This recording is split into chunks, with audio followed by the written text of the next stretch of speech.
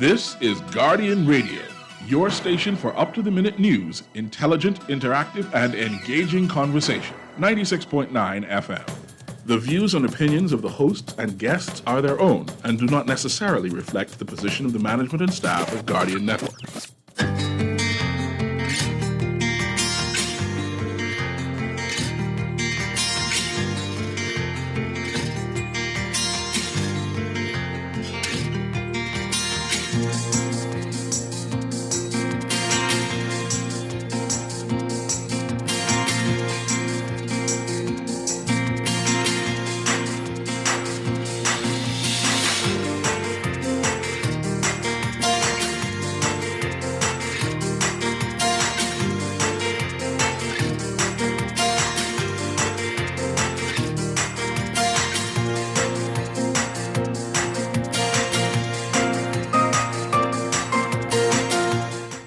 Good morning. Time running out to save NIB. A report warns that action is needed now as the fund is rapidly depleting. BPL to increase fuel charge. According to the CEO, BPL has to revisit the tariff rate.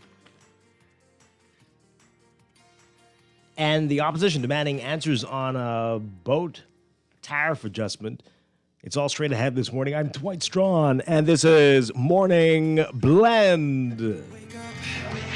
It's a new day.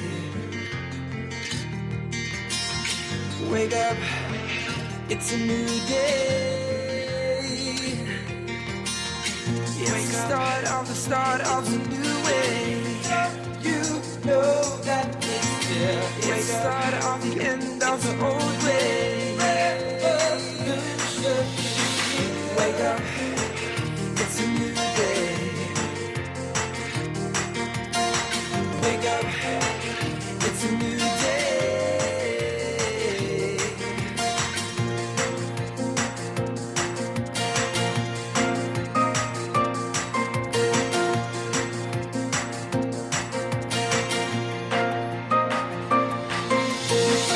Wake up, it's a new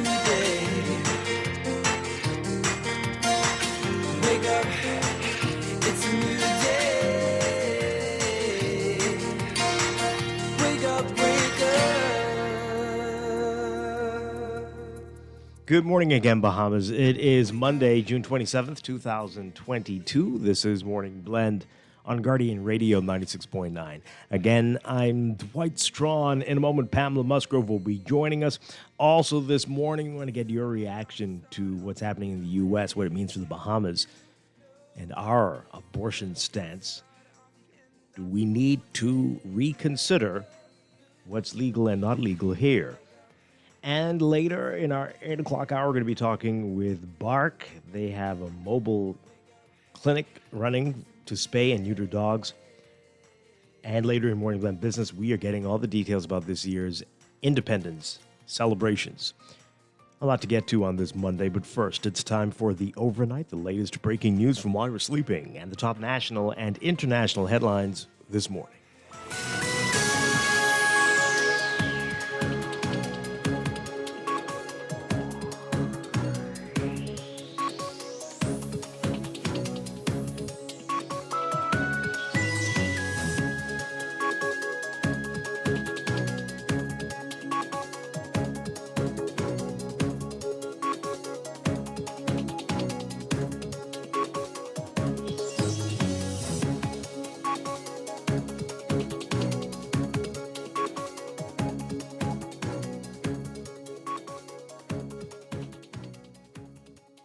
In the overnight, the National Insurance Board would have to increase its contribution rate by 2% next month and continue increases every 2 years until 2036 to ensure its financial sustainability. That's according to NIB's latest actuarial report. The National Guardian obtaining a copy of the 11th actuarial valuation of the National Insurance Board as of the 31st of December 2018. That report is dated January 2022. According to the report, it's recommended that the contribution rate for the pension branch be increased immediately to a level that is at least equal to the pay-as-you-go rate. And the schedule of increases should take into account the situation of the country and the government's plans and underpinned by agreements with social partners. That report also stating that an increase of the contribution rate by 2% on July 1st, 2022, followed by increases every 2 years until 2036, could restore the short and medium-term financial sustainability of the scheme. It says that because the contribution rate from July 1st, 2036 is likely to not be sufficient in future, it is strongly recommended that future contribution increases and their frequency be discussed by the stakeholders and become part of an NIB policy funding initiative. The report also noted that NIB's annual income, which is made up of contributions and investment earnings, is insufficient to pay the annual expenditures from 2019 to 2028 in the long-term pensions benefit branch. Although Prime Minister Phil Davis promised to prevent an increase in the cost of electricity, BPL CEO Siobhan Cambridge predicting that the company will increase its fuel charge in the next month or two.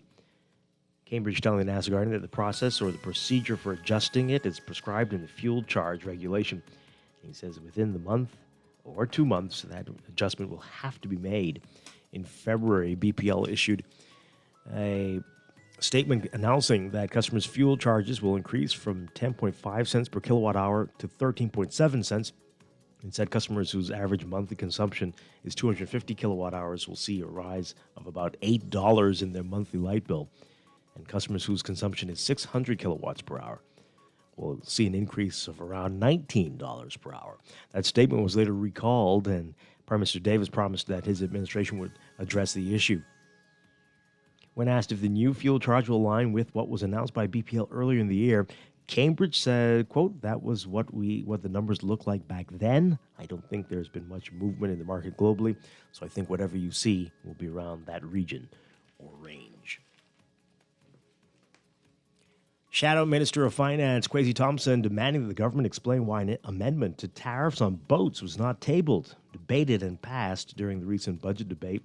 Thompson was referring to a memorandum from the Ministry of Finance dated June 23rd and signed by Financial Secretary Simon Wilson, instructing the Department of Customs to treat tariff heading 8903, which deals with pleasure vessels, as duty-free until subsequent amendments to the Tariff Act are done during the next budget exercise. In a statement, Thompson said the memorandum raises a number of very serious questions and that demand answers. He said, quote, "What exactly is the legal authority for the Ministry of Finance to adjust these tariffs outside of the parliamentary process? It is our understanding that only through Parliament can tariffs be changed. As such, are the instructions in the memorandum lawful instructions? Why is this being done in secret?" Guardian Business understands that the move was to remove duty from pleasure vessels and it being done to strengthen the country's competitive edge in the boating and yachting market by attracting more boaters and yachters to purchase and register their vessels in this jurisdiction instead of Florida. It's believed that the government would benefit from taxes on the sales of the vessels, as well as registration fees, as opposed to just the revenue collected from cruising permits each year. And the aircraft that crash-landed on Long Island shortly after takeoff earlier this month, which left one woman dead, was airborne for roughly 2 minutes before the power in both engines started to decline. That's according to a preliminary report released by the Air Accident Investigation Authority. The report noted that the cause of the crash is still under investigation. The Piper Navajo aircraft took off from Devon's Key Airport just after 9 o'clock on June 5th with 7 people on board. Overseas, a day after endorsing Ukraine's candidacy to join the European Union, the bloc's leaders turning their attention to the severe economic turbulence from Russia's war in the neighboring country as the conflict's full impact sinks in and the threat of recession rises. The EU's 27 leaders gathered in Brussels to grapple with surging inflation, energy shocks, dwindling business and consumer confidence, and growing budget pressures.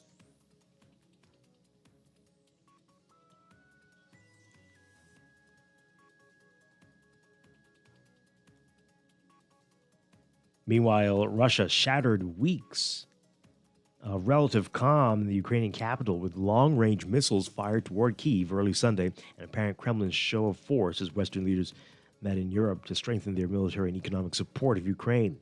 The Kyiv mayor, Vitaly Klitschko, saying the missiles hit at least 2 residential buildings And President Volodymyr Zelensky says a 37-year-old man was killed and his 7-year-old daughter and wife injured.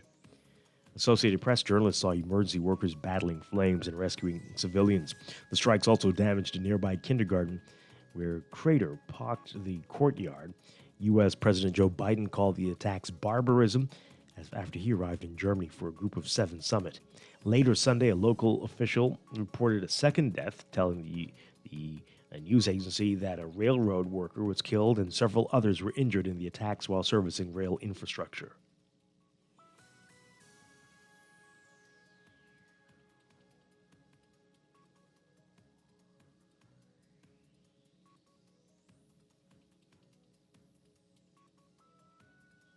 And from South Africa, police there are investigating the deaths of at least 21 people at a nightclub in a coastal town of East London early Sunday. Authorities say most of the victims were minors as young as 13 years old. It's unclear what led to the deaths of the young people who were reportedly attending a party to celebrate the end of winter school exams. A local newspaper reported that bodies were strewn across tables and chairs without any visible signs of injuries. The police minister is saying the victims' ages ranged from 13 to 17, raising questions about why the underage teenagers were being served alcohol. The country's president expressing condolences to the families of those who died. The death toll from the incident rose to 21. The owner of the club telling local media he was called to the scene early Sunday.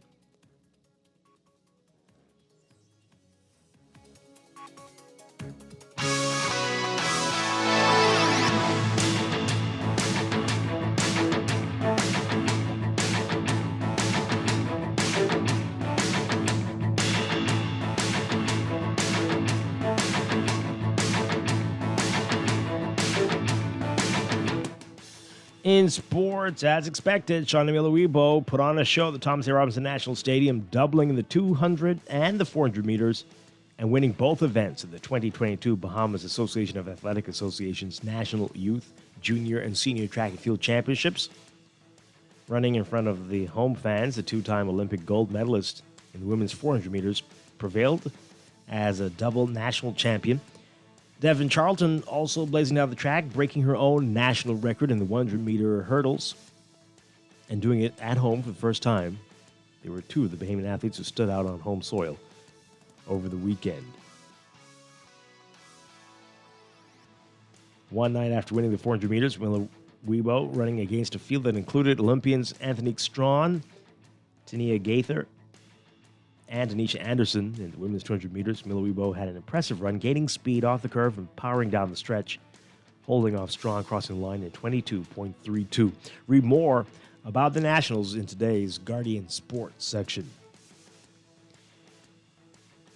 And from Miami, Jazz Chisholm and the Miami Marlins challenging the New York Mets over the weekend and coming out on the losing end in two of the three games. But Saturday's encounter was all about the lone Bahamian suiting up in the majors at this time.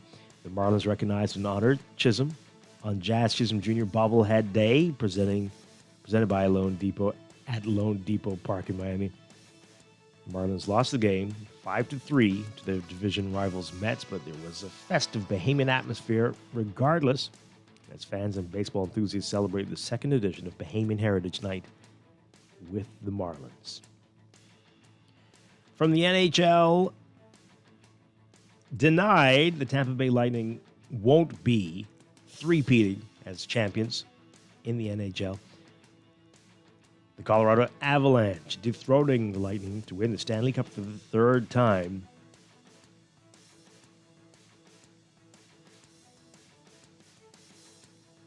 The Avalanche beating the Lightning 2-1 in Game 6 in the final Sunday night.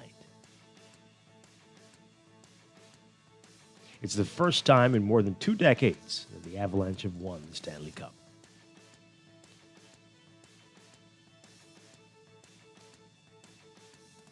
That's sports, and that's the overnight. Time for your first look at weather.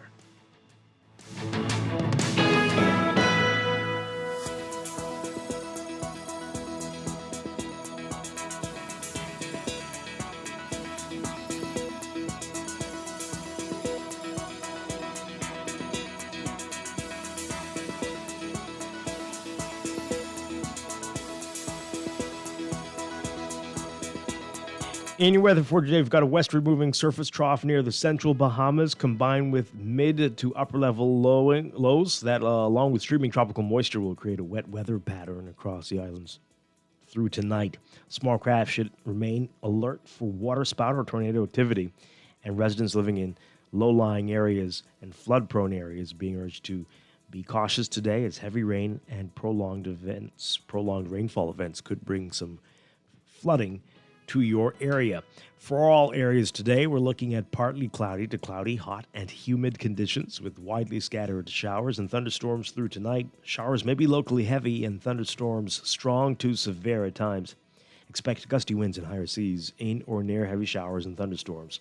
Small craft advisory will come into effect for the central and southeast Bahamas by late afternoon. Winds east to southeast at 10 knots or less, increasing to 10 to 15 knots by this afternoon in the northwest Bahamas. Easterly at 10 to 15 knots, increasing to 15 to 25 knots by late this afternoon in the central and southeastern islands. Seas 1 to 3 feet, but building to 2 to 4 feet in the northwest Bahamas, 2 to 4 feet, but building to 5 to 8 feet in the central and southeastern islands by late this afternoon. In Nassau, it's currently about 76 degrees. We've got rain in some parts of New Providence. We're expecting highs around 90 Fahrenheit, 32 Celsius today. Overnight lows tonight getting down about 75 Fahrenheit, 24 Celsius. That's your first look at weather this morning. We'll have your extended outlook and a look at the tropics coming up after traffic in just a bit.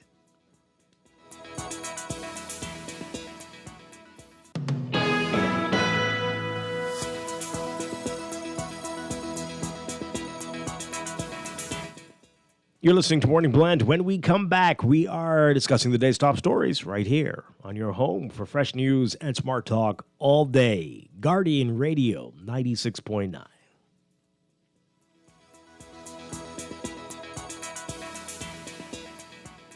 Switch for better when you move your mortgage to Scotiabank. Leave behind that old mortgage plan and open the door to a low interest rate. No payments for up to 2 months and cash back of 2.5% of the mortgage amount up to US $10,000. And guess what? It gets better. Apply for your Scotiabank credit card and enjoy a low 9.99% introductory rate for the first 6 months. Switch for better and upgrade your mortgage today with Scotiabank. Offer ends June 30th, 2022. Tile is having its annual inventory sale. That's right. From June 23rd to 29th, you can save up to 25% off selected 12 by 24-inch porcelain tiles and take 20% off store-wide on all tile, thinset, grout, and mosaics. Our tile experts are ready to guide you in selecting the right tiles for your kitchen backsplash, living room, bathroom, and patio. So don't miss out. Call 322-2100 or visit our showroom at 43 Dowswell Street and save big with Nassau Tile, where the world is at your feet. Tired of banks forcing you to use technology to bank the way they want you to? Your convenience is important. So no matter what your banking needs, Commonwealth Bank's friendly staff are always available in branch for that personal one-on-one service. But when you choose technology, our online and mobile banking app offers you state-of-the-art functionality. The choice is yours. Commonwealth Bank. Bank the way you want. Technology serves to make our lives better, so why not your business too? At Custom Computers, we've been maintaining our knowledge and relationships with top tech companies since 1987 and carry only the most trusted brands like Apple, Microsoft, HP, and more. No company has helped more businesses build reliable IT systems than Custom Computers. You name it, we've done it. Call 396-1101 to talk to any of our business experts.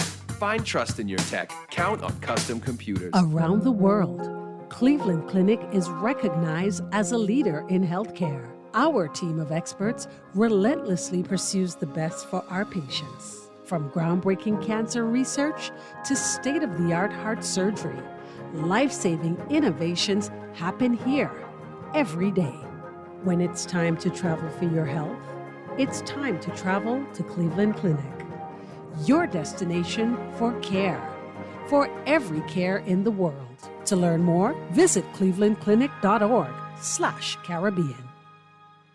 Imagine driving your dream car, doing all the things you never thought you could, like perfecting your parallel parking skills, or picking up your date. Everyone loves to dream. Stop dreaming. Start driving with a brand new offer from Scotiabank. With an auto loan from Scotiabank, benefit from no payments for up to 2 months, a low interest rate up to 9 years to repay, and free insurance for the first year up to 2.5% of the loan amount. Promotion ends June 30th, 2022. Stop dreaming and start driving today with an auto loan from Scotiabank. This is Guardian Radio 96.9 FM. Fresh news, smart talk, all day. Wake up, it's a new day. Wake up, it's a new day. It's the start of a new way. You know that it's here. It's the start of the end of the old way. Wake up, it's a new day. Wake up, it's a new day. Wake up,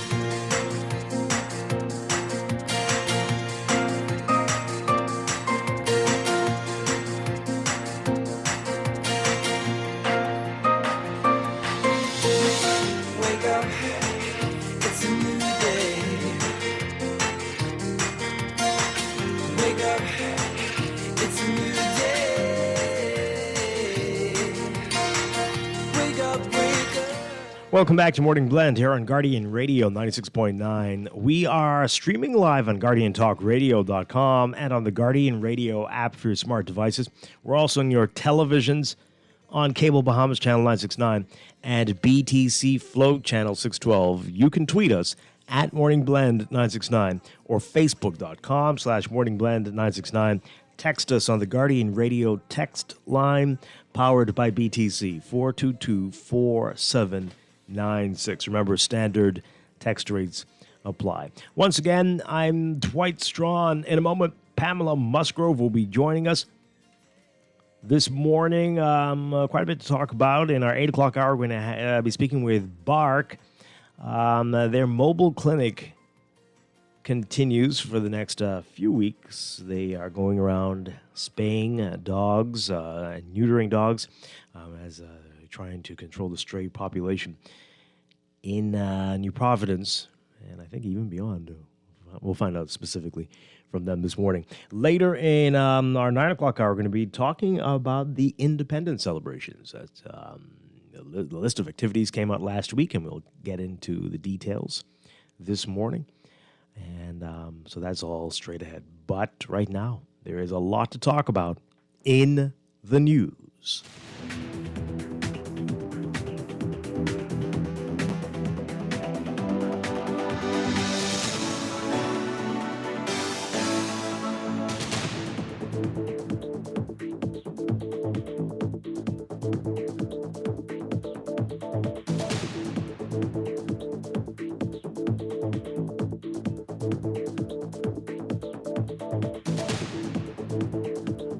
This morning, there's a lot in the news. I do want to focus, though, we're going to get into that in just a bit, on the U.S. Supreme Court ruling overturning Roe versus Wade and your reaction to that. We know that officially abortions are illegal in the Bahamas, but that comes a wink, wink.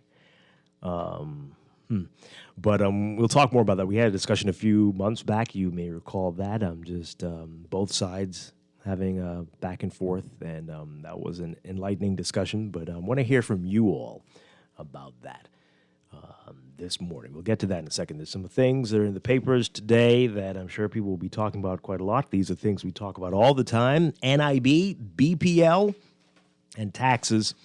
So we can quickly just hit at these. The big headline in the Nassau Guardian today, time running out to save NIB. This is coming from the 11th actuarial valuation of the National Insurance Board of the Bahamas as of the 31st of December 2018. That report dated January 2022. As we've been hearing from as long as I can remember, if we don't do something, NIB will run out of funds. Yes, and this report is recommending that there be a rate increase by 2%, contribution rate increase by 2% next month, that's July, and that there should be increases every 2 years until 2036. And even then, after that, they're going to have to reevaluate. By that time, reevaluate what the increases should be going forward if the fund is to stay alive. So pick up a copy and read more about that. We know we've been hearing these warnings for quite a long time now, and it's been a while since there's been a rate increase there. But pay attention what's being said. Then there's BPL. Will there be a fuel charge increase or not? We heard that earlier this year, and that was quickly rescinded, that message that came out. But now the new CEO says that the fuel increase has to happen. It has to happen. Siobhan Cambridge predicting that it will happen in the next month or two. He says the process or the procedure for adjusting it is prescribed in the fuel charge regulation. He says that the adjustment has to be made. That's coming, and there's more. He says that the tariff rate has to be revisited as well. In the business section today, he's saying that they'll have to revisit its tariff rates to meet operational demands and pay off its debt. The last tariff rate adjustment occurred in 2010, when the last Hubert Ingram-led administration increased BEC's rates by about 5%, which increased the rate and total charge to customers for the first 800 units or kilowatt hours of electricity to roughly 15 cents per unit use above the first 800 units. Okay. In any event, it went up. And that's quite a while. So we're going to be, or they're suggesting that needs to happen. They're not saying when it looks like, but He says the fact that the government has had to refinance some of its debt shows that right now BPL is not standing on its own, but the potential is there, and that potential can be achieved with any number of methods. We need to drive greater efficiency in our production, but to do that, you need capital injection, and that's one of the points that underpin the rate reduction bond. A part of it was to fund efficiency enhancement improvements. We need to revisit our tariff to ensure that it is sufficient to meet our requirements, that is, to pay our bills and to fund future efficiency enhancement projects. There are any number of things. The key thing is there is no one thing that's the answer in this business. So read about that. And NIB, BPL. All right. Then there's this that got a lot of attention over the weekend. The duty that was dropped on pleasure vessels. And now the opposition, the F&M's asking questions like, how did this happen?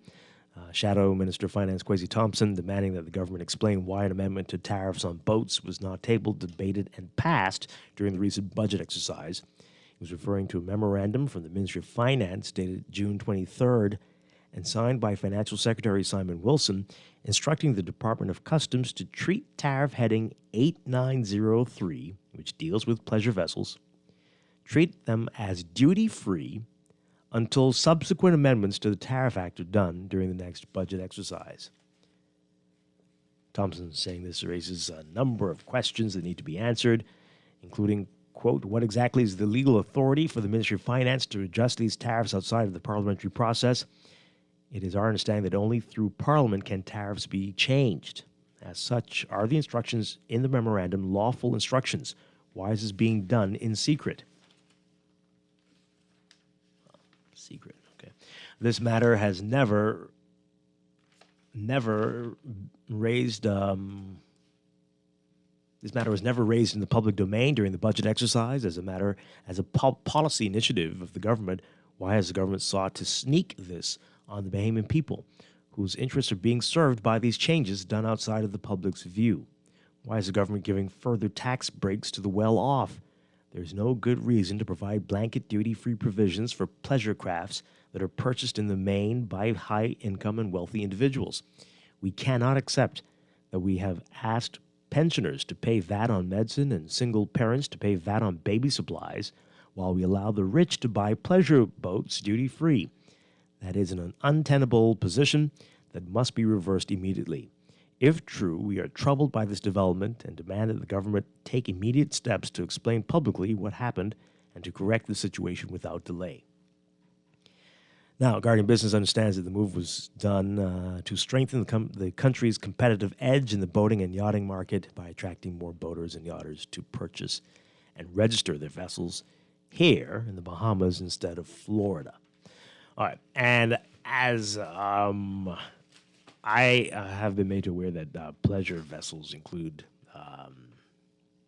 personal watercraft, better known as jet skis, as well. So sometimes not only for the wealthy, but it's boats. Yeah. Okay. Let's get your reaction to that. You can give us a call 323-6232, 325-4316. 325-4259. Tweet us, Facebook us, text us, 422-4796. Remember, standard text rates apply. So that's everything there. NIB, BPL, taxes on pleasure vessels. Let's get your reaction to that before we get to some of the other hot topics in the news on this Monday morning. Again, 323-6232, 325-4316. 325-4259. This text here. Morning, y'all. Let's try something different today. When the calls start coming in about BPL, NIB, etc., let each caller say who their MP is and how they've expressed these sentiments to that representative. I bet you we'll have less than 10, but almost all will have something to say on air for talks. We need to stop playing around with people who have direct impact on our lives. America's turning into Gilead now because people are so passive. Wake up, people. They go on to say, I've written my MP, Dr. Michael Darville, and have been there to see him getting run around probably because I ain't PLP. But I'm not letting it be said he ain't know how his area feels and waiting to see what he says when they all play dollhouse in Parliament about they repping or speaking of on behalf of or such in such and such area. Okay. Well, you go. I appreciate it. Yes, that's great. I say it all the time. When you see them, ask them about these things that bother you. Not so much about the thing that's going to benefit you, but the things that really make you question what's happening in the country. I'm pretty sure most people don't do it. This one here is, callers we'll get to in a second. This one says here, looks like everything the government runs, especially BPL, continues to fail. Why don't they privatize BPL? I'm sure it'll benefit the public. It's obvious all governments can't run BPL effectively. Let's take this call. Good morning, caller. You're on the air. Good morning, Dwight. How you doing? Doing well. Good, man. Good shows, man. Right, let's see. Remember me keep telling you what tackles have to come? See, Dwight, although I don't know Joe at present time, I still go pay that insurance. See, it's the reason why I do that. That's why I went early party and I could take an early retirement because, see, when government do things, see, the money are not their monies. You see, and I keep saying to the text a while ago, just to come in one airport and the Canadian point come in and want that. We can do the same thing with DPL and fairness and all the other things. So, see, we stop playing games in this country. You come on, only people who in charge these, who run these ministries or whoever do it, that's the last time I give you the money. Fix it. Do what you have to do. You see, if they had real local government in Ireland of no problems, they wouldn't be going through the budget problems. The place filthy, dirty. Every time the government moves these old cars off the road, they finally bring up cars back, and nobody can find my taxpayers when they pay for these things. I know people getting checks every month and say they never work and never will. It ain't fair to people like us, right? And one time, but their money they go, oh, the money will run out. How money will run out? And I contribute for all these years. We got to run this country for behemoths, man. We need to stop playing games. Election over. He's got to govern. 5,000 students coming to school right now, right this week. Where the jobs? Where the homes? Do anything to stand up? Everybody who's leaking. We need to stop playing games in this country, man. I think take my call number. Okay. All right. It's all over the place. But okay. Yeah, we get what you're saying. Yeah. Taxes, yes, we understand that. Taxes have to come, but it's questionable when taxes are dropped on certain things when you could be making some money off. But I hear you. They just need to explain themselves. What's that? What was that last one all about? The pleasure vessels. Good morning, caller. You on the air? Oh, godly day to the start in a way. Hi. Good morning. Dwight, we need justice, law, and order in this country. Before I make my main point, right, I want to say I'm a full man, and I agree with JJ. The thing is, right, one of the thing is, right, this is not my main point, right? One of the thing is, Jomo Campbell, right? Him and Leslie Miller being to my place when they were going to run for the House of Assembly, right? And one of those guys, I can't remember his name, but he calls your show occasionally. Sometimes he doesn't take his call because of some kind of conflict you all got going on.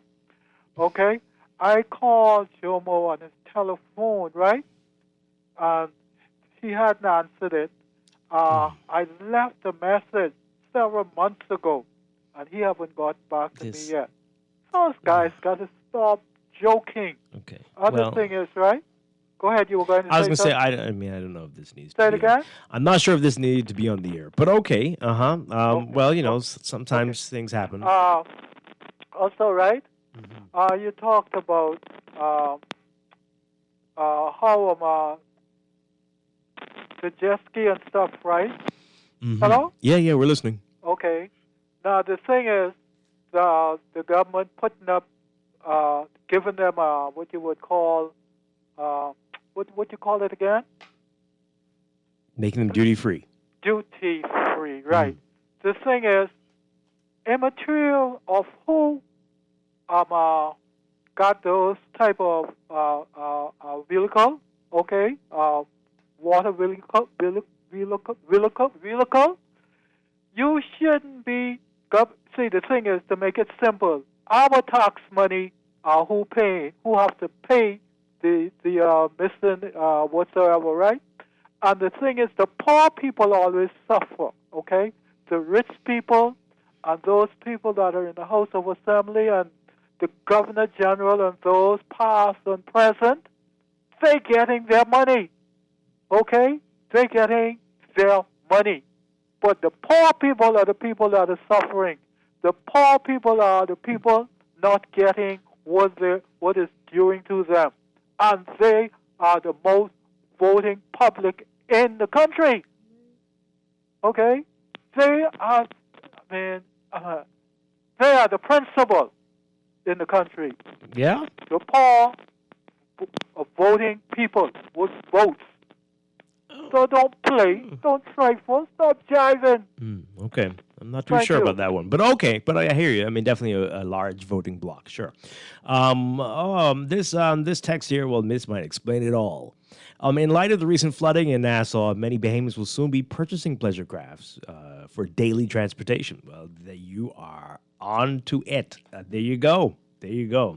You will need to get on a jet ski to get just down the street with the rate we're going. So perhaps the government is very forward-seeing. So perhaps that might be it indeed. A couple more of your messages here. Someone says, every time the government proposes to give the public servants a little more money, a little monetary raise, they wait in the dark and sneakily and secretly find a way to take the money back. You're talking about NIB and BPL potential increases. Yeah, well... This person says here, Davis and the PLP painted such an abysmal picture of the country while in opposition. According to them, people were homeless and sleeping in cars and starving to death. Since coming to power, what has this new day government done to save these people? Meanwhile, luxury marine vessels are VAT-free. Not VAT-free. Duty-free. But not breadbasket items. Medications, not baby products, not feminine products, nor insurance. So you got to get the one right, though. It's duty, not VAT. Duty. But yet they're traveling more than birds. Fly me here, fly me there, fly me everywhere. Okay, a lot of different things mixed up in that there. But sure. Okay. Well, it'll be good to hear the explanation for the pleasure vessel issue. And again, it's just a lot of talk right now for NIB or BPL, but you could say the writing is on the wall. Brace yourselves for that. Brace yourselves. And we've been telling you that for a little bit. Brace yourselves. So if you think the cost of living is high now, All right. So the other thing that really I want to get to before we get into that abortion debate, the Nationals, the track and field Nationals over the weekend. Lots of countries hosting their track and field Nationals this past weekend, including Jamaica this week, and over the weekend the United States. And we had ours here, and we know we have superstars, Olympians here. But apparently the turnout was pretty bad. Pretty bad. What do you think that's all about? Shawnee Miller-Weibo, Stephen Gardner, the gold medalists in the 400 meters at the Olympics, taking part here. Many others who made it to the Olympics. But the turnout, the stands were largely empty. What's that all about? We even had high jumper Donald Thomas who was speaking to the media, lamenting the fact that Bahamians didn't come out to support or to see him. What do you think's going on? I have a theory. This event was not promoted at all. Maybe they put up a flyer on Facebook. I don't know. Not everybody's on Facebook. If you really want people to attend your event, unless all of your friends are who you want to get out there and they're all on Facebook, you're really only going to get those people. But this truly was one of the least promoted nationals in recent memory. I remember when this show first started, the B3As used to be all over the airwaves promoting these things, but not a word. What's that all about? Why? What's going on? Would that have made a difference if they had a major campaign? Would Bahamians have come out to it? Let's get your reaction. Are we really serious about supporting our athletes, our world-famous, world-class, world champion athletes? What is going on here? Are we all just talkers? Or was this poor promotion in this instance? 323-6232, 325-4316. 325-4259. Tweet us, Facebook us, text us, 422-4796. Again, I think it's the event wasn't known, and I think only the B3As can take responsibility for this.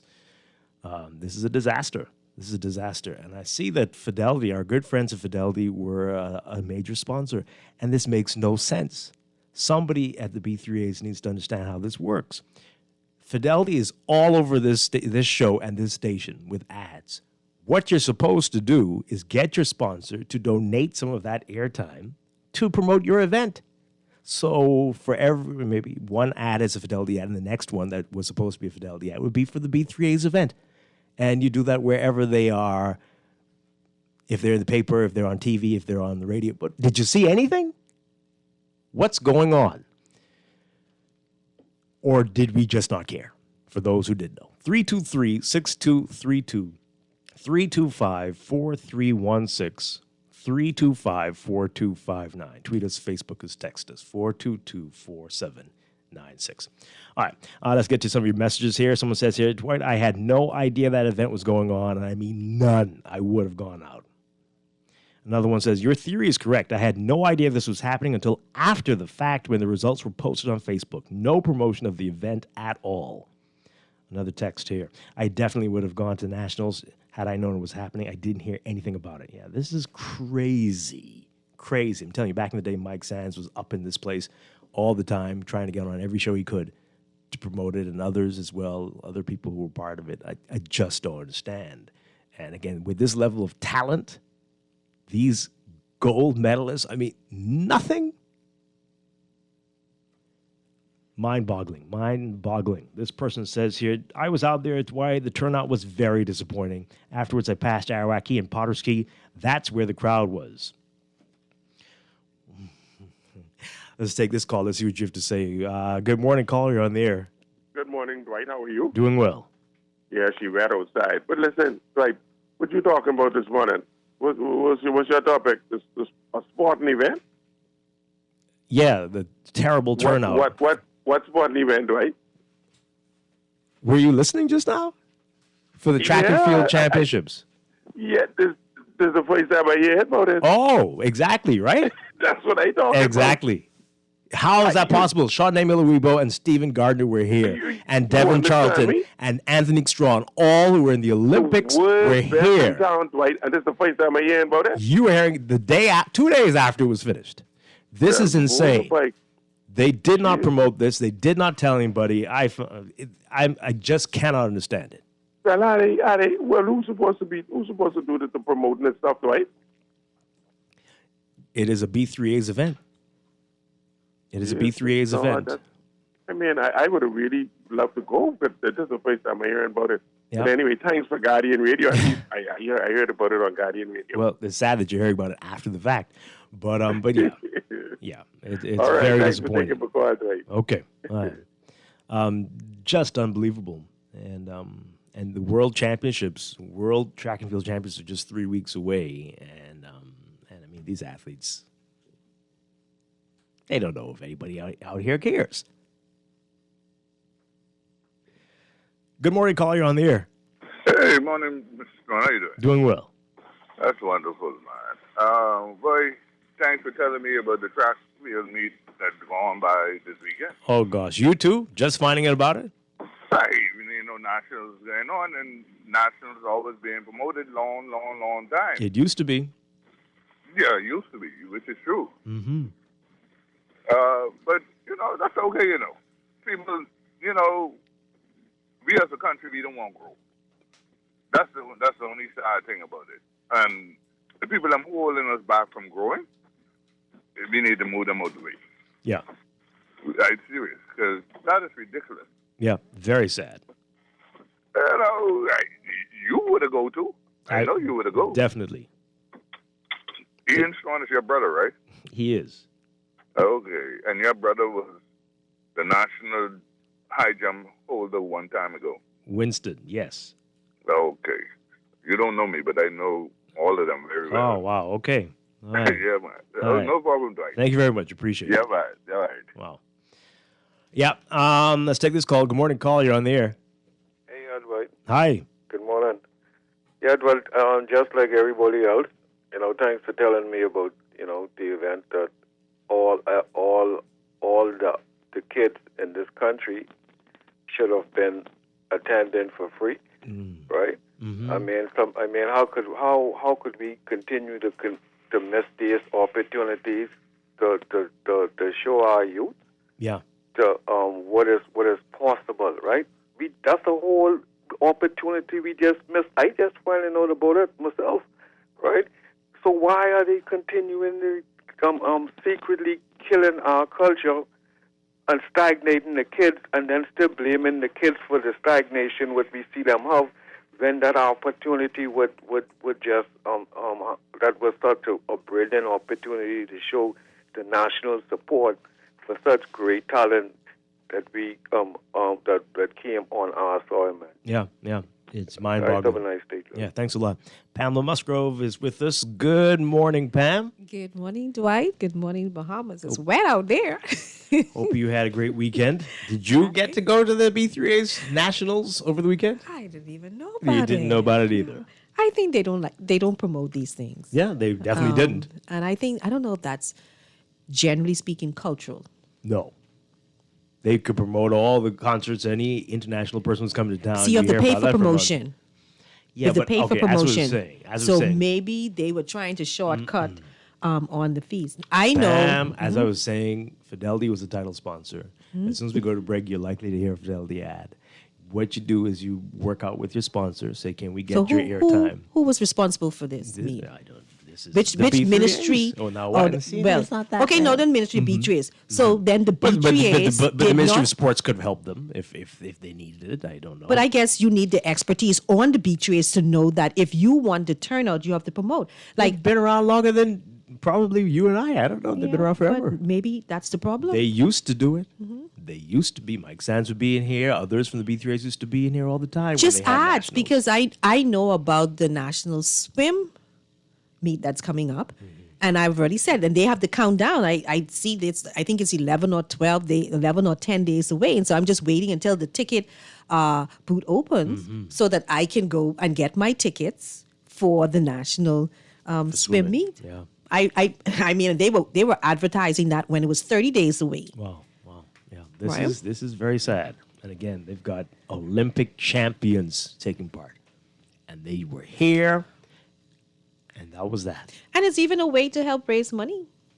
You know, when you publicize it, you see the up and coming talents, and then we wouldn't be in a situation where, for the most part, like we just hearing about these persons when they get a medal. Yeah. But we would follow them, because we on a national level at these tournaments they are doing well, and we have our eyes on them to see how they progress. Yeah. This text here, I didn't know there were nationals. Tell them to call me if they need help for marketing. That's a text. I think many people are saying that. They probably do need help with marketing. Clearly do. Yeah. Clearly do. Another text here. Lots of Bahamians went to Andros Crab Fest. I think the timing wasn't right. That's not it at all. That's not it at all. Not it at all.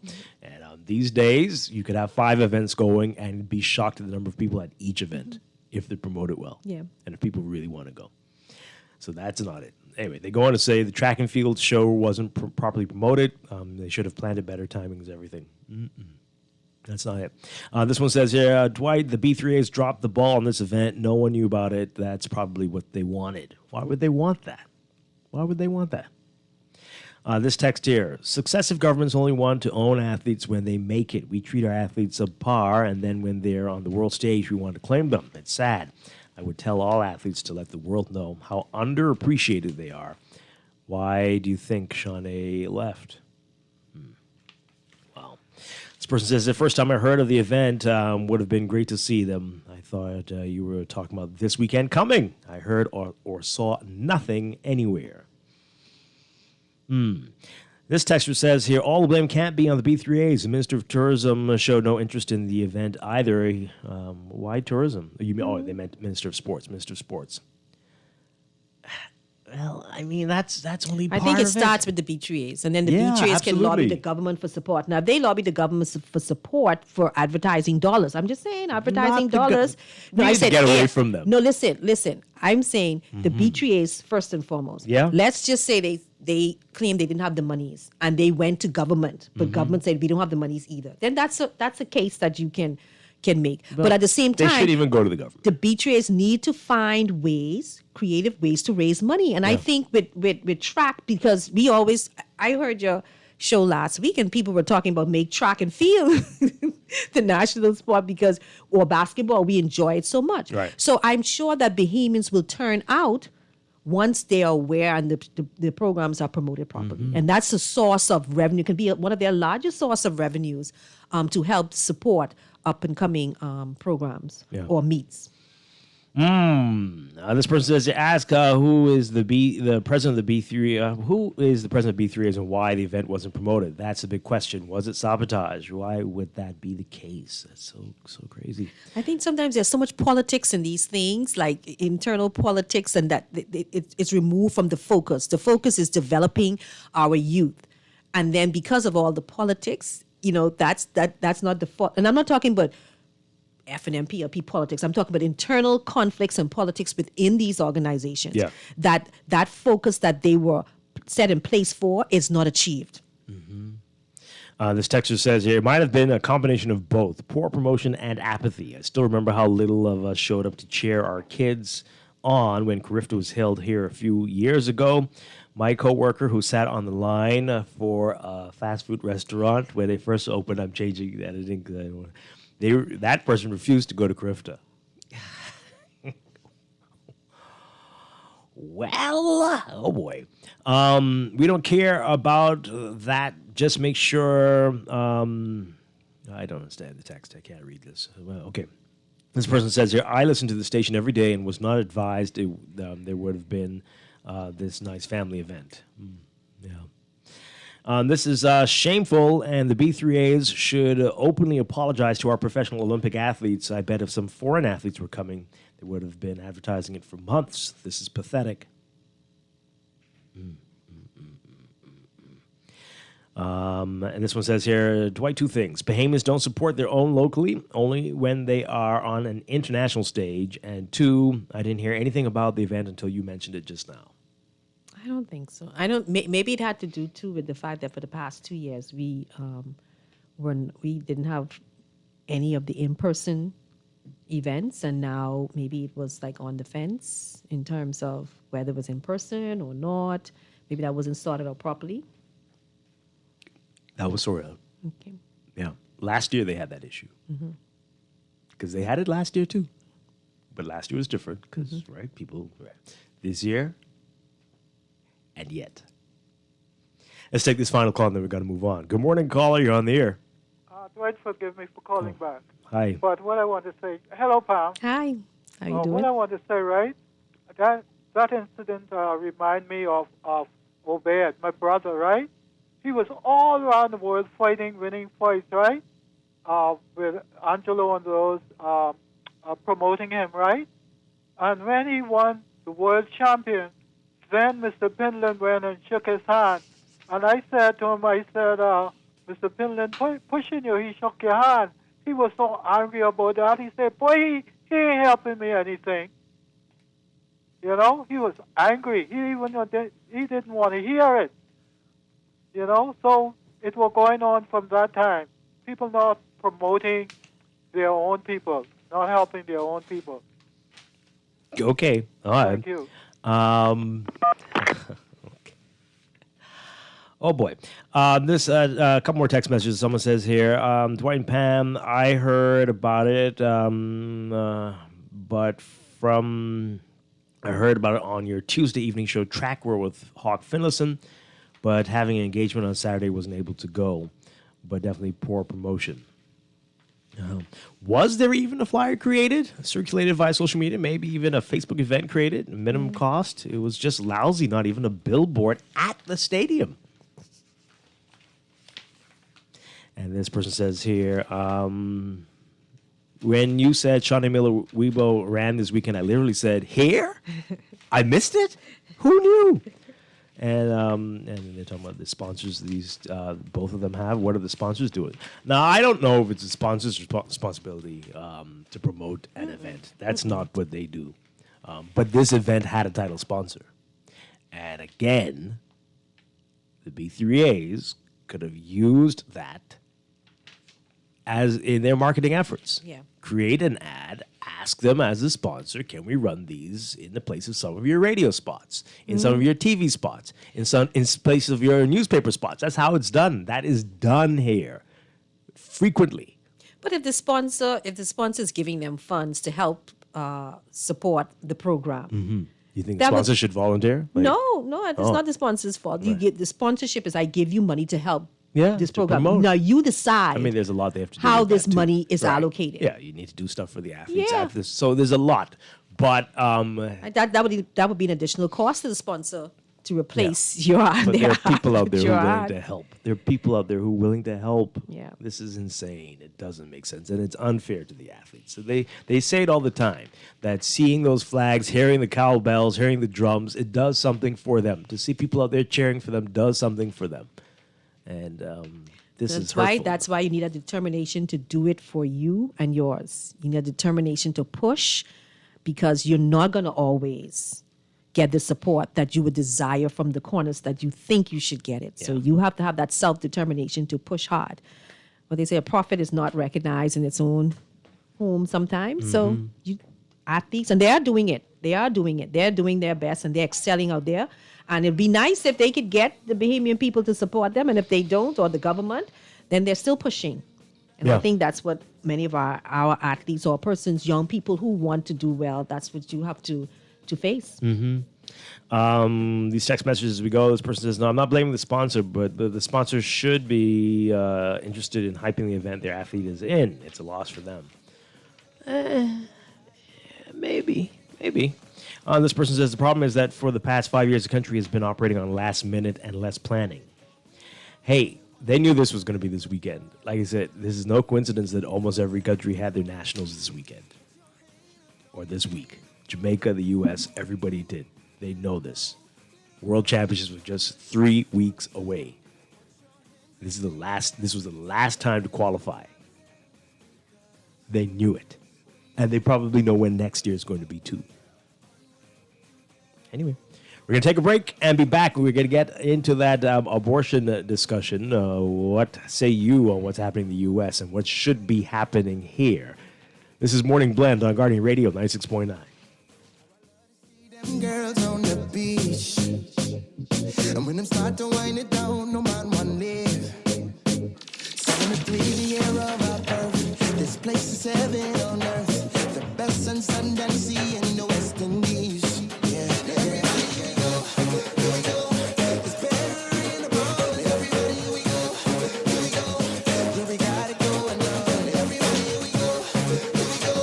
It's better in the world. This is Guardian Radio 96.9 FM, Nassau, Bahamas. Coronavirus update. I'm Rita Foley with an AP News Minute.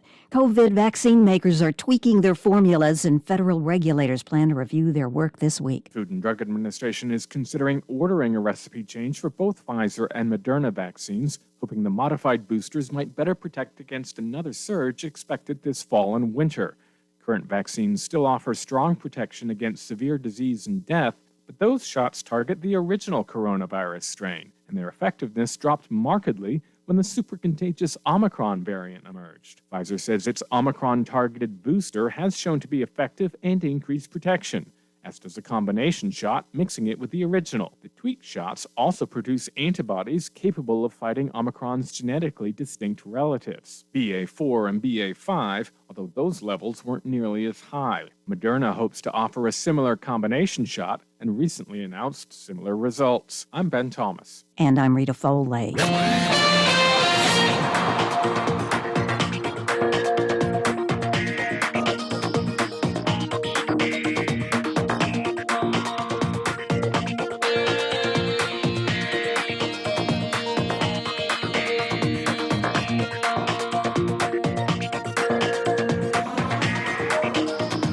Time for your first check of traffic for this morning, brought to you by RBC.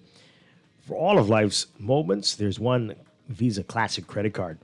Here's what's happening in your real-time traffic. We are seeing heavy traffic on Mila Butler Highway, but manageable traffic.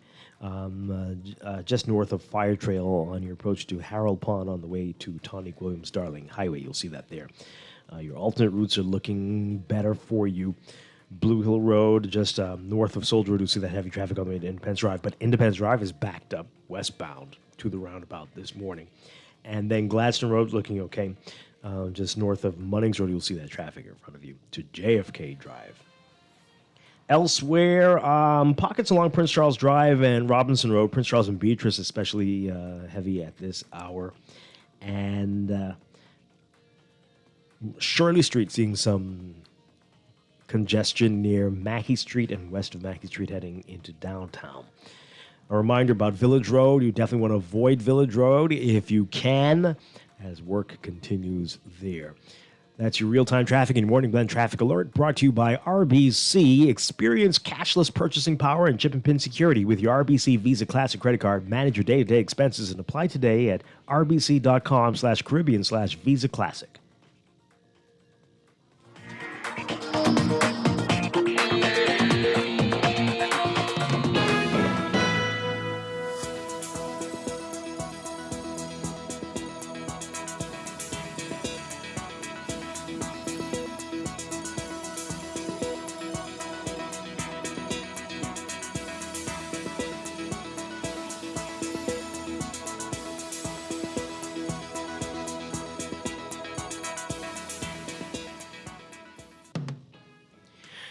And time for another check of your weather for today, brought to you by BTC. We've got a westward moving surface trough near the central Bahamas, combined with an mid to upper level low, along with streaming tropical moisture. That's going to create a wet weather pattern across the island chain through tonight.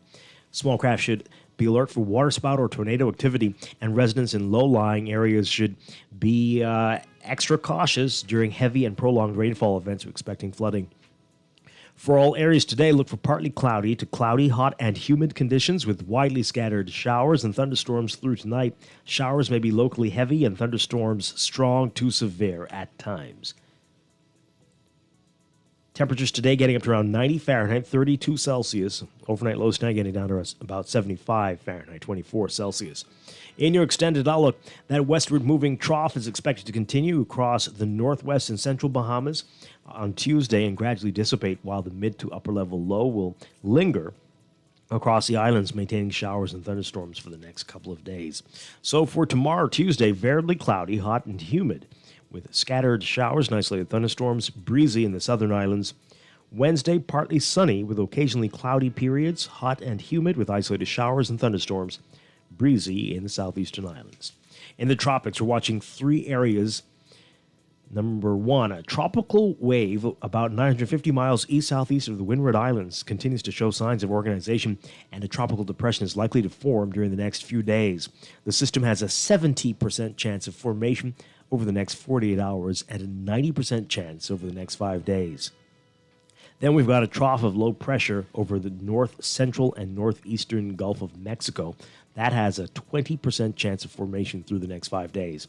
And the third system is a tropical wave about several hundred miles southwest of the Cabo Verde Islands. It's producing disorganized showers and thunderstorms, and it has a 20% chance of formation over the next 5 days. We'll continue to watch all of those for you. But that's your Morning Blend weather check, brought to you by BTC. Port to BTC prepaid and get a smartphone for free. Simply port in and activate a $15 combo plan, and your smartphone is free. Visit any BTC location or WhatsApp or email their virtual store to activate your plan today. Are you an attorney with a joint practice operating from one location?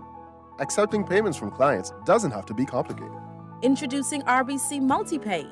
Now each attorney can securely accept and settle payments with one point-of-sale device supporting multiple bank accounts.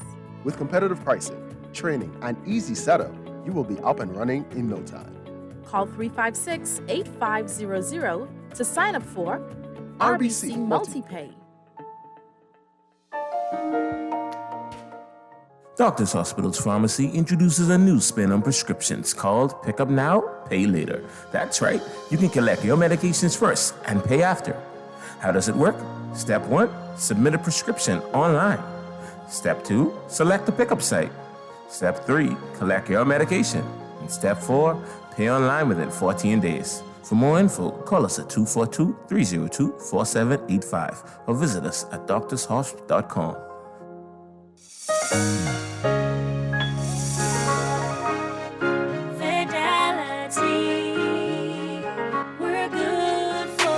We know how important collecting your money can be to the success of your business. Start your relationship with Fidelity today so that we can show you the many options available to you with our merchant services. From click and pay options online to merchant terminals and e-commerce options. We're here to help your business succeed. For more details, speak to one of our business development officers at 356-7764 in Nassau or 352-6676 in Freeport. Visit our website at fidelitygroup.com or visit any of our branches.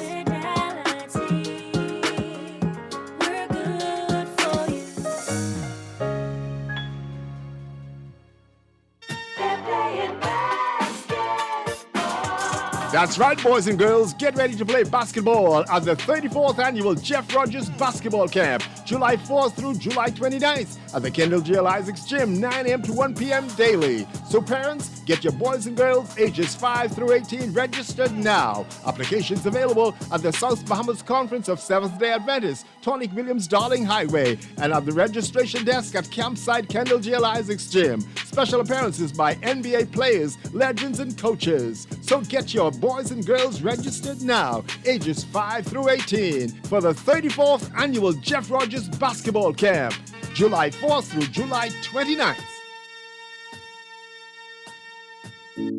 Create memories and experience moments with the love of your life that will last a lifetime right in our backyard. Escape the hustle and bustle of Nassau with your special someone for an intimate island getaway. You can get lost in the magic of an island sunrise or count the stars in the night sky. In the Family Islands, disconnect from the world and reconnect with the one that means the most. Now is the perfect time with our 2 fly-free Bahamas Residence special.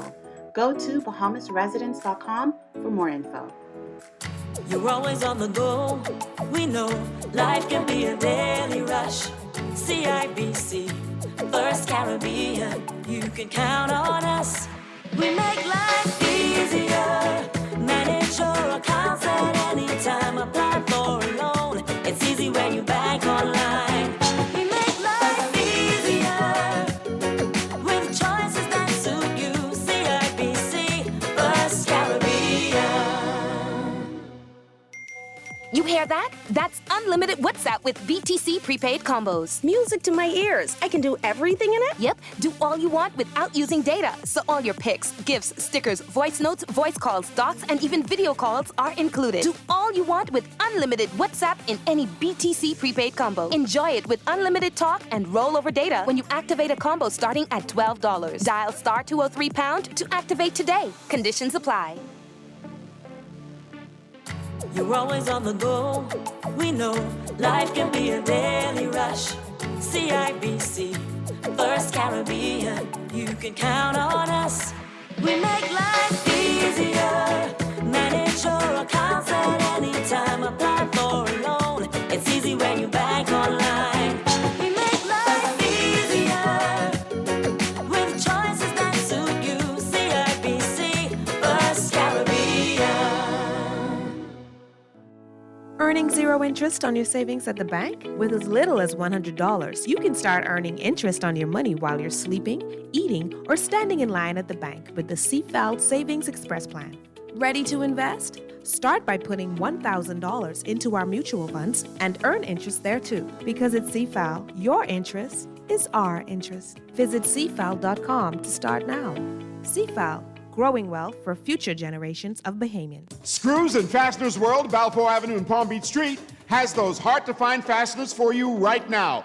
You can find stainless steel regular hex, carriage bolts, galvanized bolts, threaded rods, nails, self-tap screws, sex bolts, anchor bolts, turnbuckles, masonry tools, hand tools, and weed whacker strings. Check out the rope selection and car body fasteners, too. Special orders are welcome.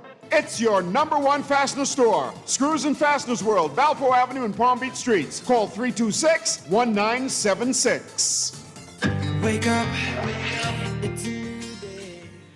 And we are back here with Morning Blend on Guardian Radio 96.9. We're going to go to news in just a second, and then we're going to pick up that hot abortion debate for a little bit to hear what you have to say about it, and the abortion being illegal in the Bahamas. Wink, wink. Public secret. Wink, wink. Public secret.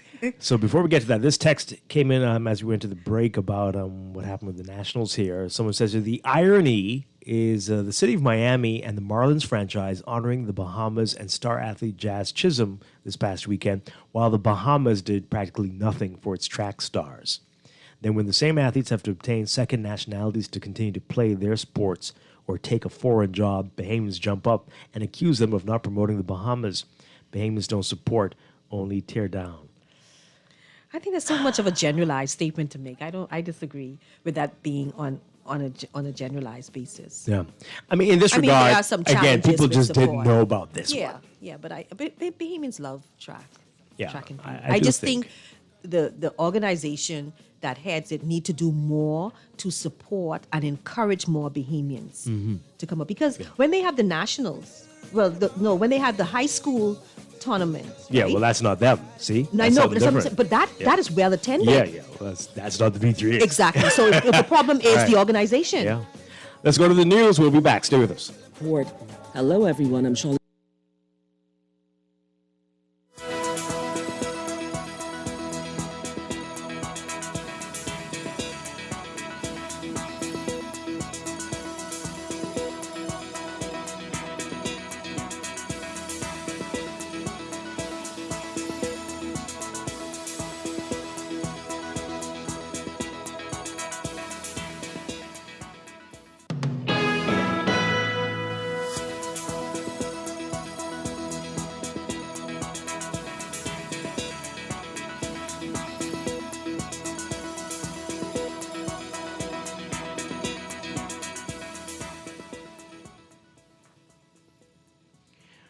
Welcome back to Morning Blend on Guardian Radio 96.9. We're streaming live on GuardianTalkRadio.com and on the Guardian Radio app for smart devices. We're also on your televisions on Cable Bahamas Channel 969 and BTC Flow Channel 612. You can tweet us at Morning Blend 969 or Facebook.com/Morning Blend 969. Text us 422-4796.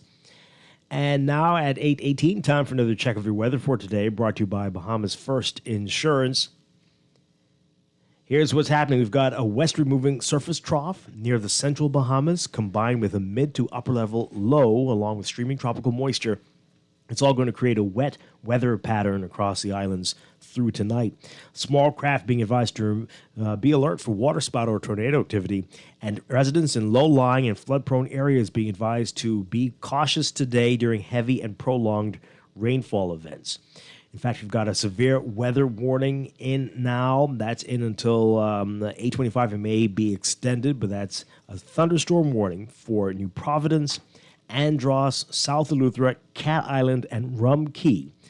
Thunderstorm watch is in effect for the Exumas and San Salvador. We're expecting showers to be locally heavy and thunderstorms will be strong to severe at times, causing strong gusty winds, dangerous lightning, heavy downpours, hail, and possible waterspout or tornado activity. Localized flooding will persist during the passage of the storms as well in low-lying and flood-prone areas. So for today, we're looking at partly cloudy to cloudy, hot, and humid conditions with widely scattered showers and thunderstorms through tonight. Showers may be locally heavy and thunderstorms strong to severe at times. Gusty winds and higher seas expected in or near heavy showers and thunderstorms. And a small craft advisory will come into effect for the central and southeast Bahamas by this afternoon or by late this afternoon. Temperatures today getting up to around 90 Fahrenheit, 32 Celsius, overnight lows. Getting down to about 75 Fahrenheit, 24 Celsius. In your extended outlook, that westward moving trough expected to continue moving across the northwest and central Bahamas on Tuesday and gradually dissipate, while the mid to upper level low will continue to linger across the islands, maintaining showers and thunderstorms over the next few days. So for tomorrow, Tuesday, variably cloudy, hot, and humid with scattered showers and isolated thunderstorms, breezy in the southeastern islands. Wednesday, partly sunny with occasionally cloudy periods, hot and humid with isolated showers and thunderstorms, breezy in the southeastern islands. In the tropics, we're watching three areas. We've got a tropical wave about 950 miles east-southeast of the Windward Islands. It continues to show signs of organization, and a tropical depression is likely to form during the next few days. The system has a 70% chance of formation over the next 48 hours and a 90% chance over the next 5 days. Then we've got a trough of low pressure over the north central and northeastern Gulf of Mexico. That has about a 20% chance of formation through the next 5 days. And there's a tropical wave about several hundred miles southwest of the Cabo Verde Islands. It's producing disorganized showers and thunderstorms and has about a 20% chance of formation over the next 5 days. That's your Morning Blend weather check. Weather check brought to you by Bahamas First Insurance. Still the first and only local insurance company and agency network that lets you buy car and home insurance 100% online. Try it at bahamasfirst.com.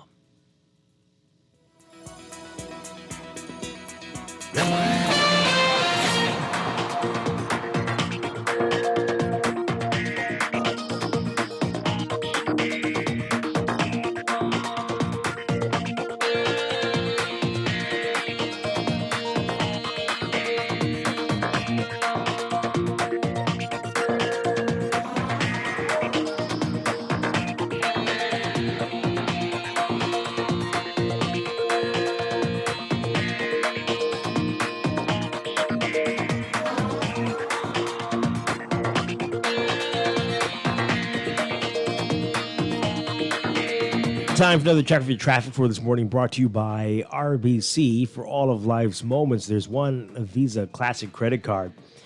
In your traffic this morning, a reminder about Village Road. Again, you want to avoid the area if you can, as work continues there and it's becoming more difficult to traverse the thoroughfare. So keep that in mind. Avoid Village Road at all costs if you can. In your real-time traffic this morning, we've got Mile Butler Highway seeing some heavy traffic, as usual, from just north of Fire Trail on the way to Tawny Quim's Darling Highway. Gladstone Road looking like a better alternate route for you this morning if you're heading northbound. Blue Hill Road as well, but just some pockets as you approach Carmichael Road and north of Soldier Road in the northbound lanes heading to the roundabout with Independence Drive. Independence Drive looks very busy this morning westbound toward the roundabout with Blue Hill Road. And elsewhere, we've got Prince Charles Drive, heavy traffic at pockets. In the major intersections, we'll be seeing some heavy traffic there. And pockets along Shirley Street as you approach Mackey Street and heading into downtown Nassau. That's what we're seeing. That's your real-time traffic and your morning blend traffic alert brought to you by RBC. Experience cashless purchasing power and chip and pin security with your RBC Visa Classic credit card. Manage your day-to-day expenses and apply today at rbc.com/Caribbean/Visa Classic.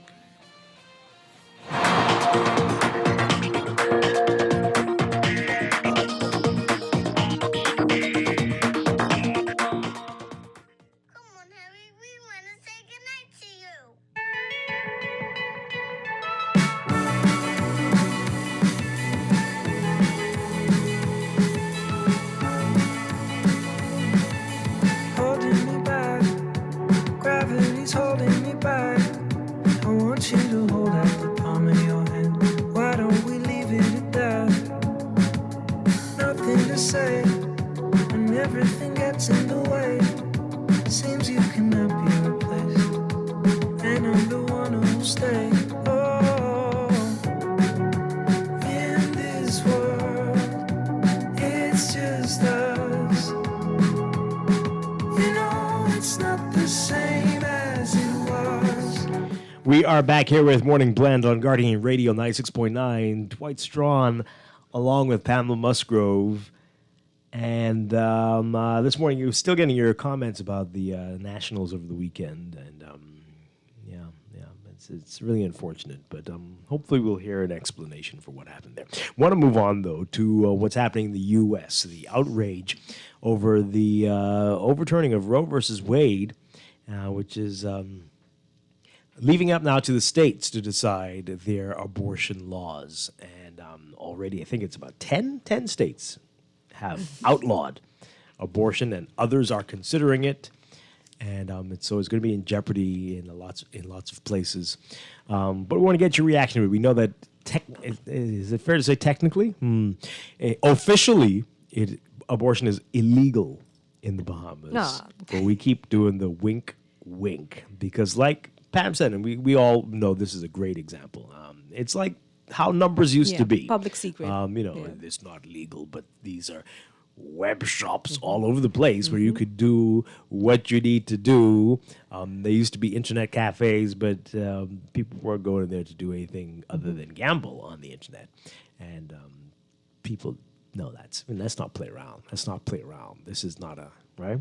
But what should be the policy? What do you think of it? What do you make of abortion? Let's talk about it this morning. Pam, you want to share your views before we get to the calls? Yeah,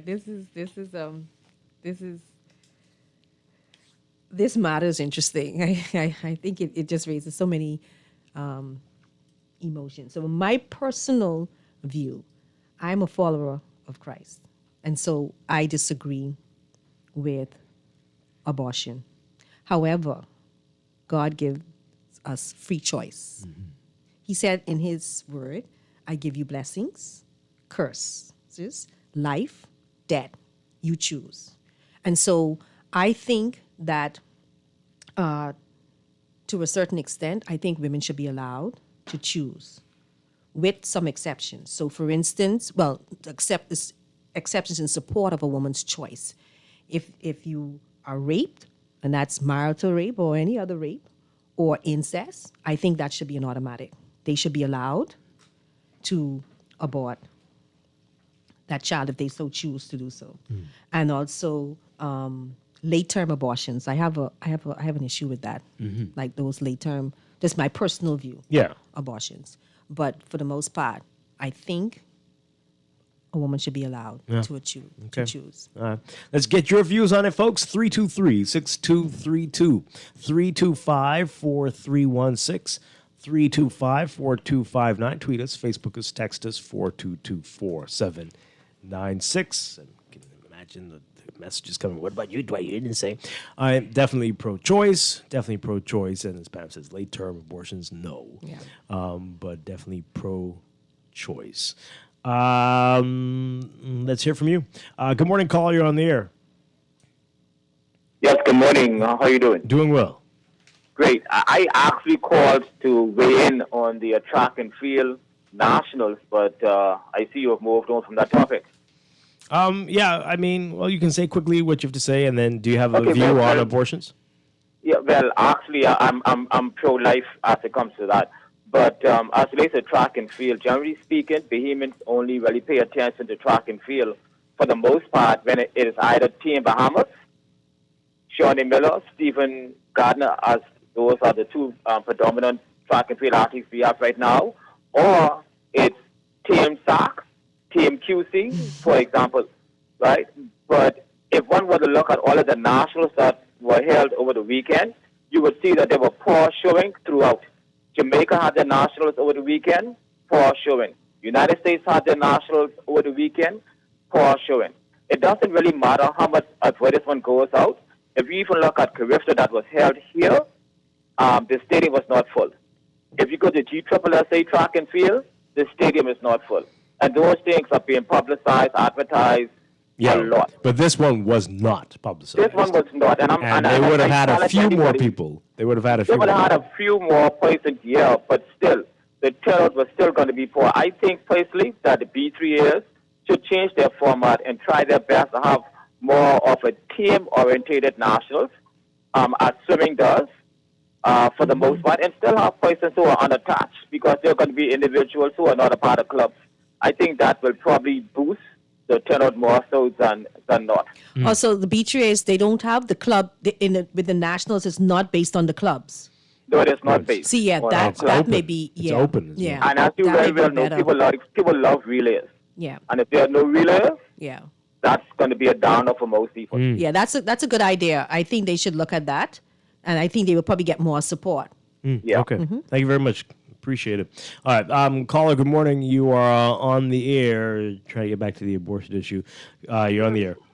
Yeah, good morning. Hi. How are you? Doing well. Yeah, I heard Palm's statement, but across the board, Christ stands on what she says across the board. There's no, shall I say, exit point on that. The reason why I'm saying is because you have persons who may be up for termination, but God had a purpose for them.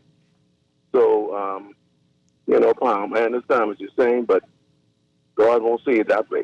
No, I agree. Like I said, my view is I am against abortion because I'm a follower of Christ, but I still think that we ought to give people that choice because God allow us to have that choice. Yeah, but remember that child or that baby also have rights too. If that's a living being, then the wife or the mother doesn't have that choice any longer. See, that's my point. It's not that something sitting there and it's an alien. No, that's a being. So she doesn't have. I think that's the argument that people are engaging. At what point is this fetus alive? Right. See, when does that start? Yeah. That's the thing. And then those who got raped and whatever, the baby doesn't form right away. So that's once they go in, that's an easy procedure. Very simple. So you're saying But those who got rape or incest, that should be they should be allowed to have an abortion? No, what I'm saying is, if a woman gets raped today, the baby doesn't start today. So they have ways of just flushing out the system. You see, that's what I'm talking about. Yeah, but I mean, if this contradicts what you said earlier. This person but could that's still not be. abortion. Abortion is when the fetus starts. When the fetus starts, it's a production. But if a woman gets raped today, that doesn't mean that the baby starts. Okay, so in your opinion, when does the baby start?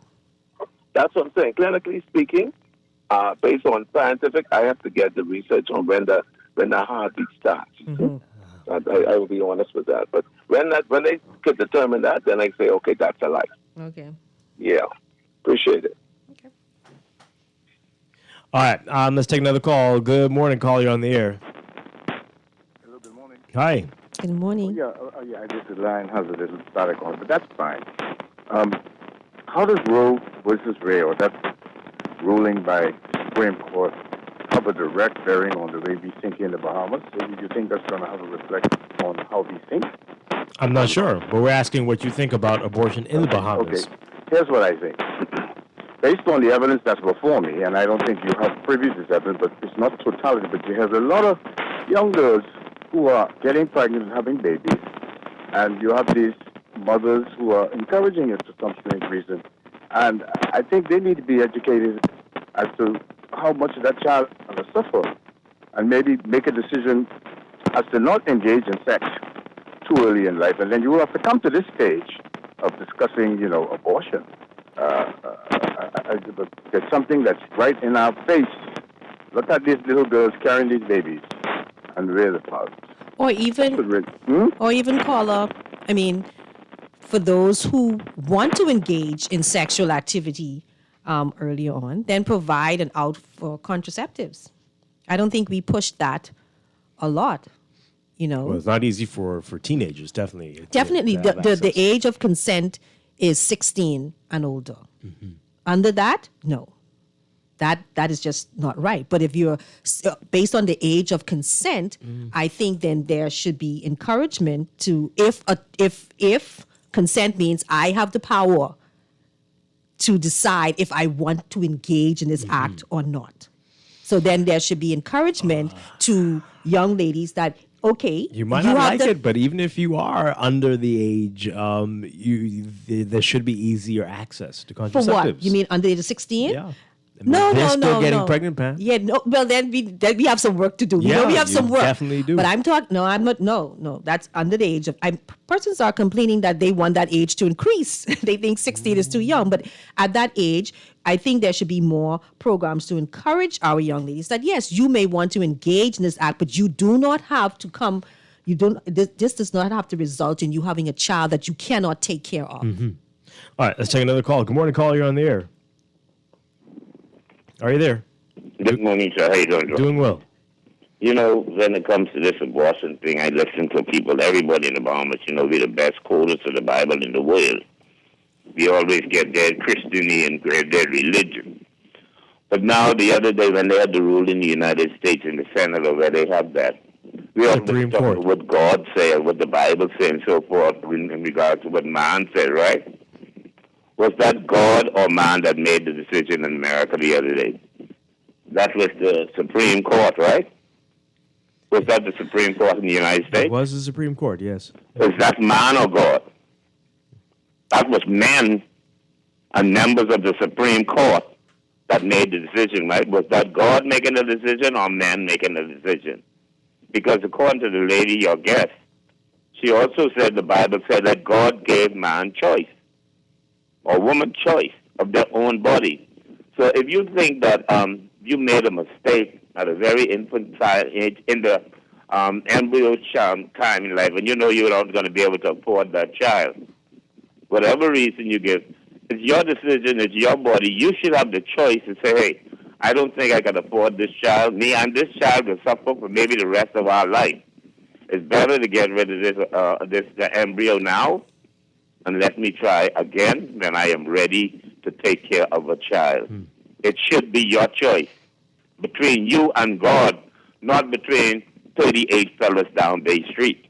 Okay. All right. Thank you very much. Appreciate it. Interesting perspective. Let's take another call before we get to your text messages. Good morning. Caller, you're on the air. Are you there? Yes, good morning. I was Dwight. wondering, Good morning the to you. first woman, where are all the women? Why are these men talking? But hey, good morning. Good morning. And like I said, good morning to your guest, Dwight. This is Mackenzie. Interesting show this morning. Yes. Yes, absolutely. I agree with you. I am definitely pro-choice to an extent, though. I feel like the first 4 months should be pro-choice. But anything after 4 months, no, because then that's already a life. I'm not saying that it's not a life before, but then definitely after 4 months, I feel like there are other alternatives, and there should be time, and you should consider other alternatives rather than terminating the whole pregnancy, give the baby up for adoption. There's always families and hospitals that'll take the child, but after 4 months, I think definitely that child needs to come. Okay. All right. Thank you very much. Appreciate it. Let's take another call. Good morning, call. You're on the air. Hey, good morning, Dwight. Morning, Pam. Good morning. Very interesting topic this morning. I am also one of those who are pro-life. We know that this circumstance with abortion has been going on in this country from time immemorial, so that's nothing new to us. It's very interesting that we all talk about the women's right, especially when she has become impregnated. Yes, I agree as far as incest or forcible rape is concerned that is where a woman, her family, and her loved ones can then make the decision whether to have the baby or not. But what about the rights of the prospective father in this whole thing? Where is his voice? I'm hearing that the woman has the right to terminate, but then where is the rights of the man? Does the man want to have this baby or not? Where's his voice in the whole thing? This is the other part. He could volunteer to take the child. Is he going to take the child entirely? Have you heard that happening anytime recently? I think when you're single, when the couple is single, the man has no rights. But I think, but Pam, in all truth and honesty, I believe his voice should also be heard because you don't know the man's circumstances. Not in all cases is a person unable to take care of a child. And what I mean by that is, even if he personally can't, but his family can. I mean, what is the alternative? Well, you know that, as Pam mentioned, we have different laws here. That's not going to be possible. You'd have to adopt that child. And then sometimes right? some you women just can't take the child. Yeah, it's not even. Sometimes it may not even be a relationship you're in. Right. You might not even know each other's names. Let's be real. Sometimes people don't even know.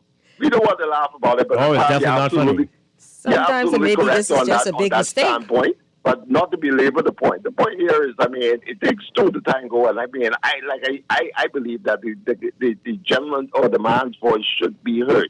But very quickly here, Dwight, let me just segue just for a split second here. I'm listening to your newscast about this national insurance potential increase. I became very concerned with that when I heard that report. There are many of us who have contributed to national insurance since the age of 17, 18, and has never claimed from the agency. Now to tell us now that potentially this agency may go insolvent in the next 6 years or so. But you've been hearing that for decades, though.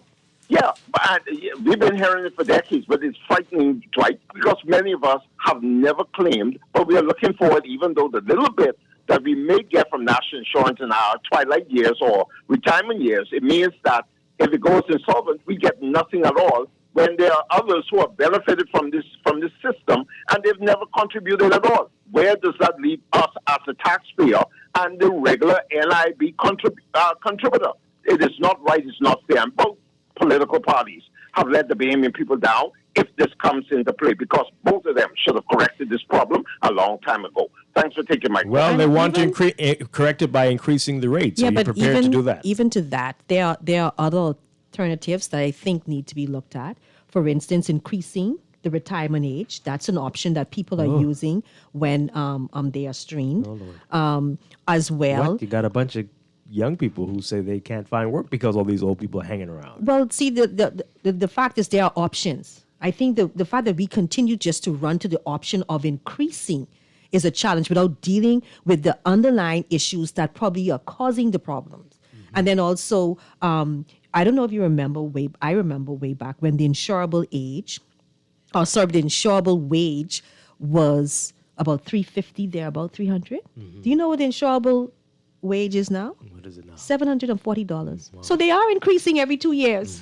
Certain every 2 years you are getting additional monies. So I don't think you could just come to the Bahamian people and talk about increasing the contribution rate without really doing a thorough analysis and tabling that report so we can all see what is really going on with national insurance. Okay. Let's read some messages as we go to the break. Coming up, we're going to be talking about spaying and neutering dogs. I think that's quite a transition from the abortion. Anyway, okay. So this text here. Could you please deal with the multiple issues facing the Bahamas? And why are you covering immoral problems in the U.S.?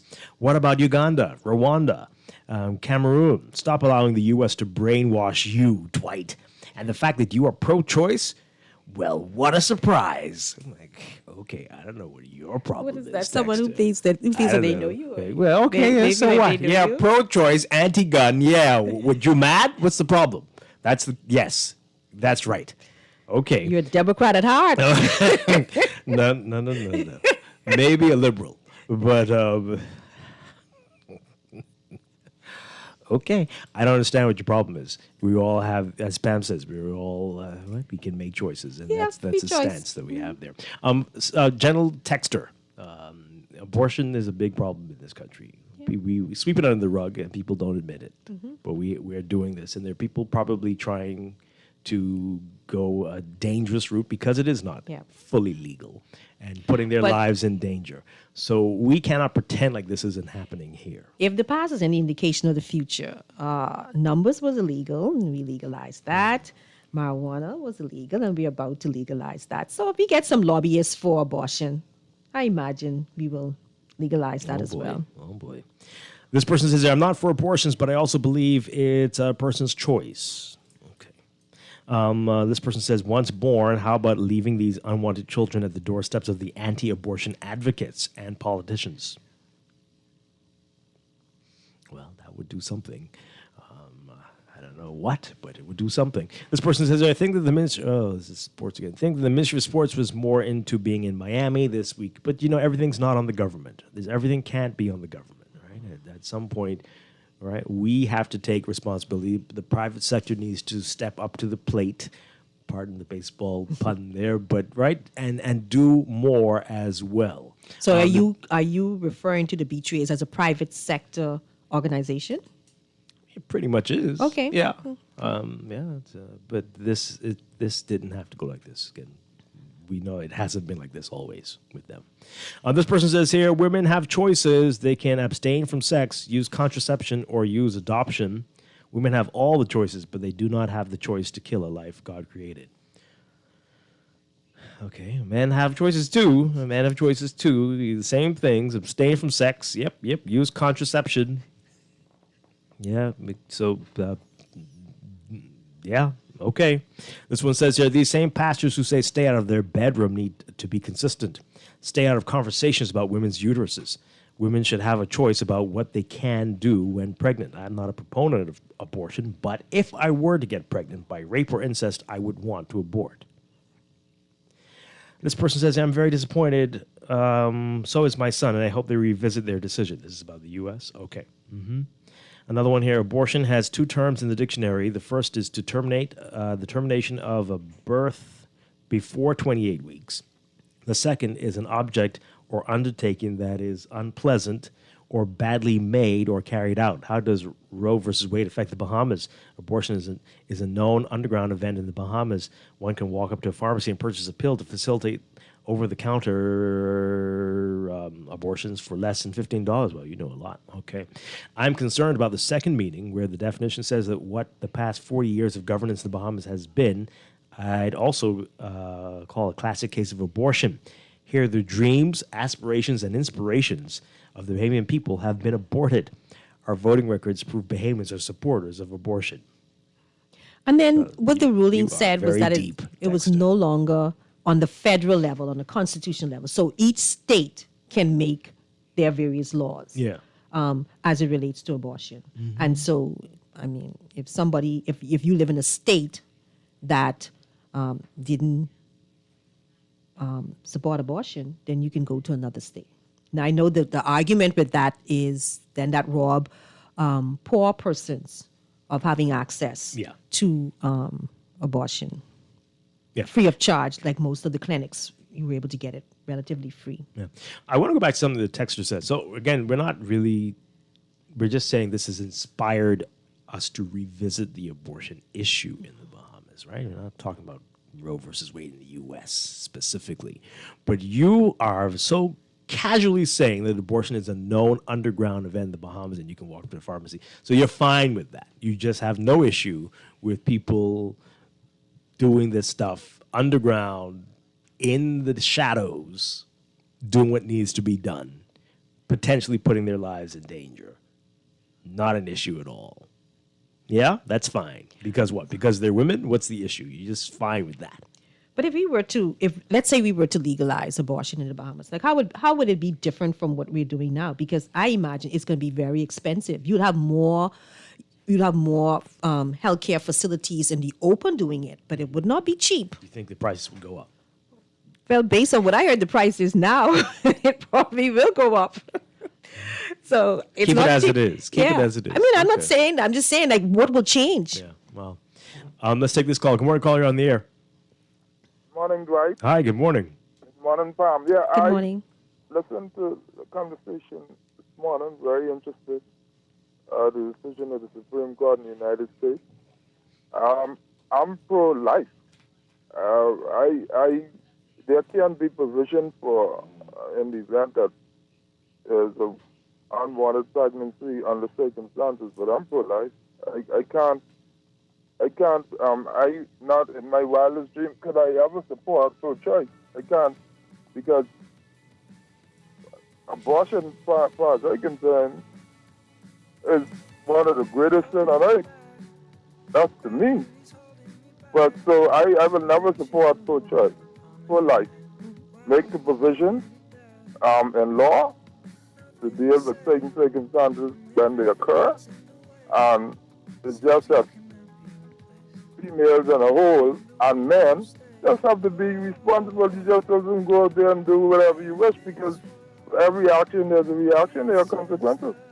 Now, on the more sober note, I would like, Dwight, for you to get the Minister of Finance as soon as possible, because this matter of reduction in rates for yachts and things like that, at a time when the Yemen are struggling in all this global financial situation, can't hardly buy a tin of corned beef, and we're going to give breaks to the rich who have yachts that can sail through the Bahamas. What are we doing?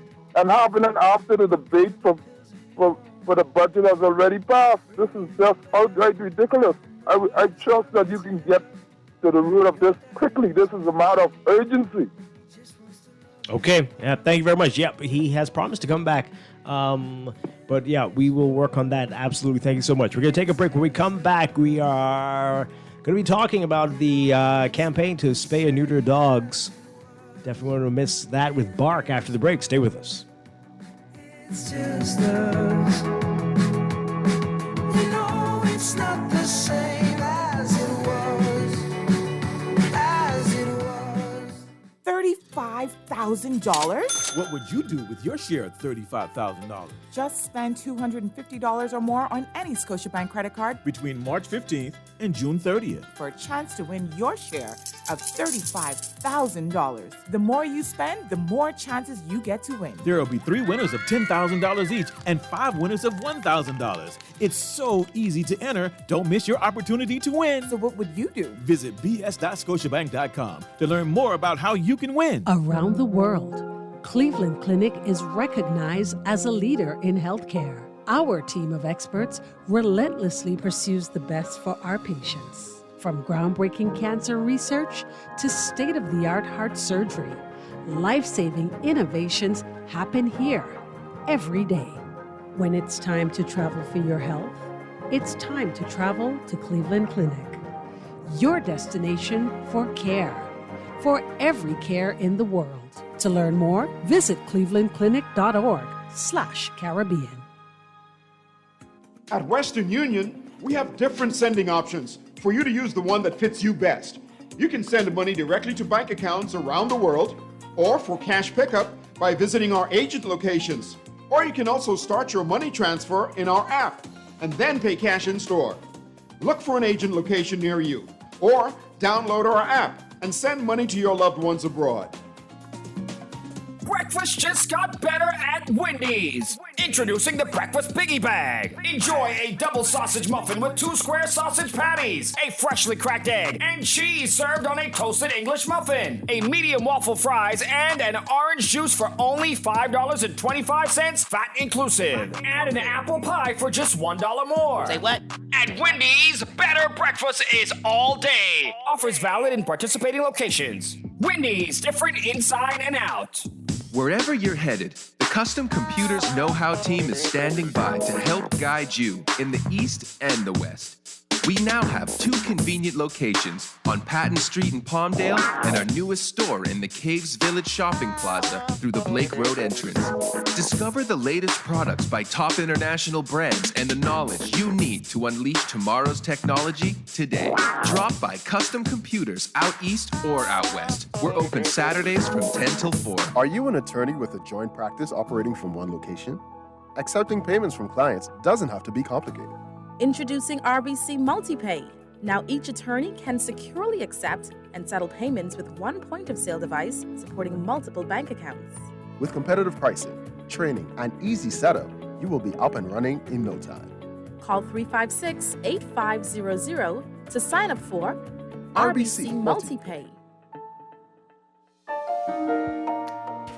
Nassau Tile is having its annual inventory sale. That's right. From June 23rd to 29th, you can save up to 25% off selected 12 by 24-inch porcelain tiles and take 20% off store-wide on all tile, thinset, grout, and mosaics. Our tile experts are ready to guide you in selecting the right tiles for your kitchen backsplash, living room, bathroom, and patio. So don't miss out. Call 322-2100 or visit our showroom at 43 Dowsville Street and save big with Nassau Tile, where the world is at your feet. This is Guardian Radio 96.9 FM. Fresh news, smart talk, all day.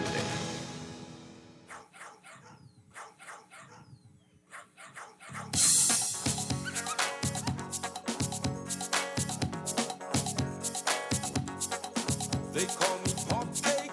I'm in a poor state, yet I stay on guard. I protect their yard, they hardly feed me. Sometimes I'm so thirsty. They say I ain't got no pedigree. They don't love me. They only know me when they need me. They don't love me. They only know me when they need me. They tie me out in the burning sun. If I'm lucky, I break away and run. You should see them. Oh, how they grin as I look for food, tipping over garbage bins. They don't love me. They only know me when they need me. They don't love me. They only know me when they need me. As a puppy, they cuddle me. Now I'm grown. Welcome back to Morning Blend here on Guardian Radio 96.9. Dwight Strachan along with Pamela Musgrove. And we're changing gears this morning, talking about Bark and their mobile clinic that they have going around. It's in the final few weeks, or is it? This is all the, just starting. Okay, let's get the mic up there. Laura Kimball from Bark is with us. It's been a while. Good to have you back with us in studio. Thank you. It's so great to be back. And yes, we have very exciting things to share with the public. Our mobile clinic, which arrived on March 21st, is, we're full steam ahead now. Okay. It's been, we've been taking our time figuring out everything, getting up and running. And we're currently working in Fox Hill. So we're really encouraging everyone to spay and neuter their pets. We were just talking before we came on air about the number of dogs and cats that are all over New Providence and the Family Islands as well. But we are focusing in Nassau first. Because I was asking you off here if it's just me, or are we seeing an increase in the number of dogs roaming the streets? I think it's a combination. I mean, I think that unfortunately COVID was really hard on so many people. They couldn't afford to feed their dogs and cats. So a lot of dogs are out roaming looking for food. The Humane Society is very overcrowded. Right. So it's a really tough situation. So what we're really putting the plea out to everybody is do your part and spay and neuter your pet. And that's what you can do to make a difference. Is this a one-time event? Oh, no. We are full time. No, I mean the spay and neuter the pet. is one time and that's it. You don't have to do it anymore. Oh yeah. Once a female dog has a hysterectomy essentially. It's a little incision, and then the male, neuter, little snip. Okay. So and how many pets do you neuter and spay per year? So before the mobile clinic, we were about 2,000. Then the last 2 years, we were averaging 3,000 spay and neuters between Nassau and the Family Islands, because we do little clinics on the other islands, like Eleuthera. We spent a lot of time in. This year, we've been to Andros and San Salvador and Eleuthera as well. So now we're hoping with the mobile clinic, again, we were talking, we've been, I think, maintaining the population with Bark, but we really want to see a difference. Our dream is to finally get this problem under control, because it's doable. I mean, we're a small country and, small geographically, like we can do this. So come on, everybody, let's work together and make it happen, because a big thing is tourists really like, to come to a country that cares about its animals. So many people say, oh, I went to such and such a place and the animal's suffering and I'm never going back there. So it does make a difference for tourists coming. So it's another incentive to make a difference. Yeah, we were talking about this off air as well. Out east, I've said it on the show, people are dumping their dogs out there. And you can see some of these dogs have not been neutered, have not been spayed. And but this is a grown dog. This is a big adult dog.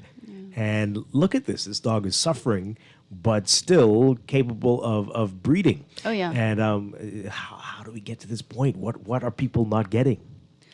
Spaying and neutering? It's a big thing. I don't want to get graphic, but, a lot of people, there's a myth that there's pleasure involved for dogs because, they personify it. Humans and dolphins are the only people or only species. Anyways, I don't want to go into it too much, but so there is no, you're not taking away a dog's manhood by getting him neutered. And there's so many benefits, health benefits of neutering or spaying your dog, other than the reproduction of puppies and kittens that we don't need. Yeah. From your experience, do you think the population have a general fear or concern about you wanting to control the dog's population?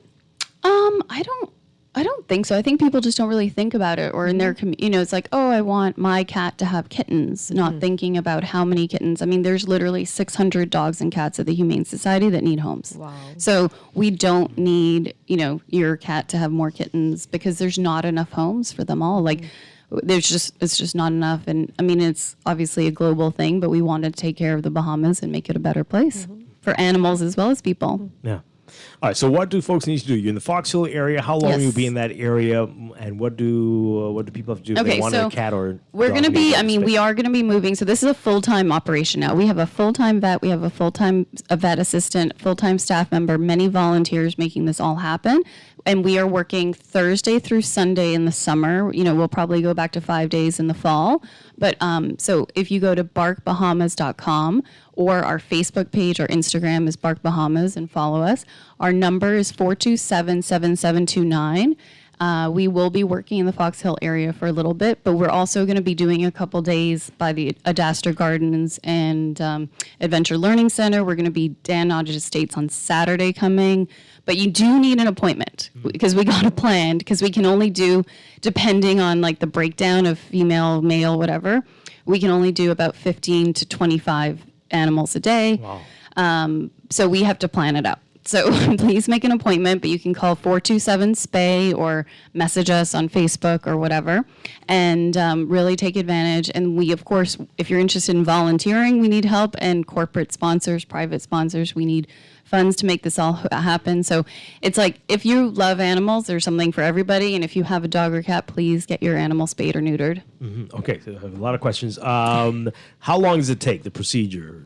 It depends. I mean, for a male cat is 2 minutes. It's very, very quick little surgery. I mean, of course, they have to be sedated and everything first. They're knocked out.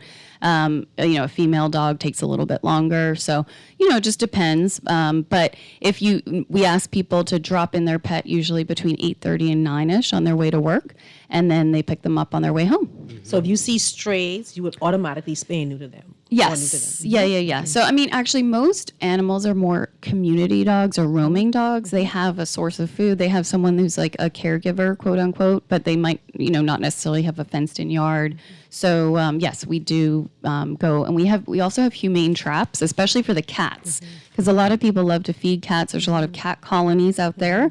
And we just trap and neuter and then return them right back to their colony. So, we work with Atlantis and, on Paradise Island, there's a lot of cats because people dump cats on PI. But, wow. Yeah, it's pretty in control now. But, yeah, so anyways, we work a lot and then we just release them back into wherever they are. So they'll pay the toll just to drop the cat off there.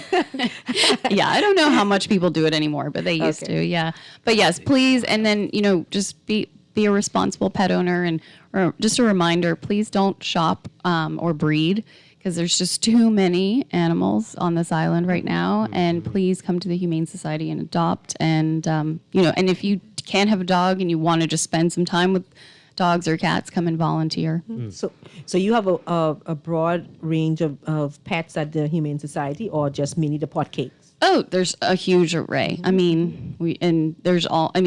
Now I believe the pot cake is the best dog ever because they're sturdy, they're loyal, they're really, really intelligent. Some of these pure breeds, not so much.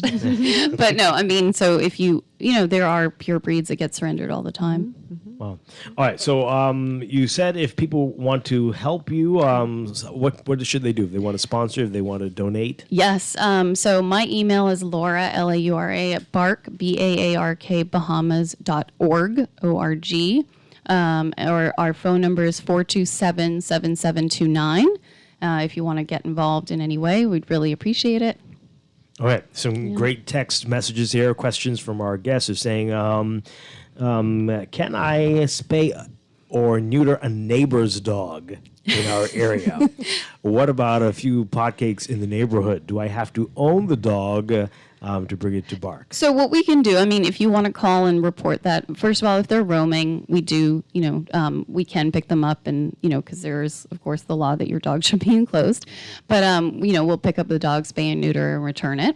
If it's your neighbor, maybe we can speak to you. Maybe we can talk to them. Of course, we need consent. Right, because I think you're looking for trouble. Yeah, no, we don't want to take. But, maybe like our volunteers are really great at, discussing all the benefits because there are multiple benefits of spaying and neutering your pet.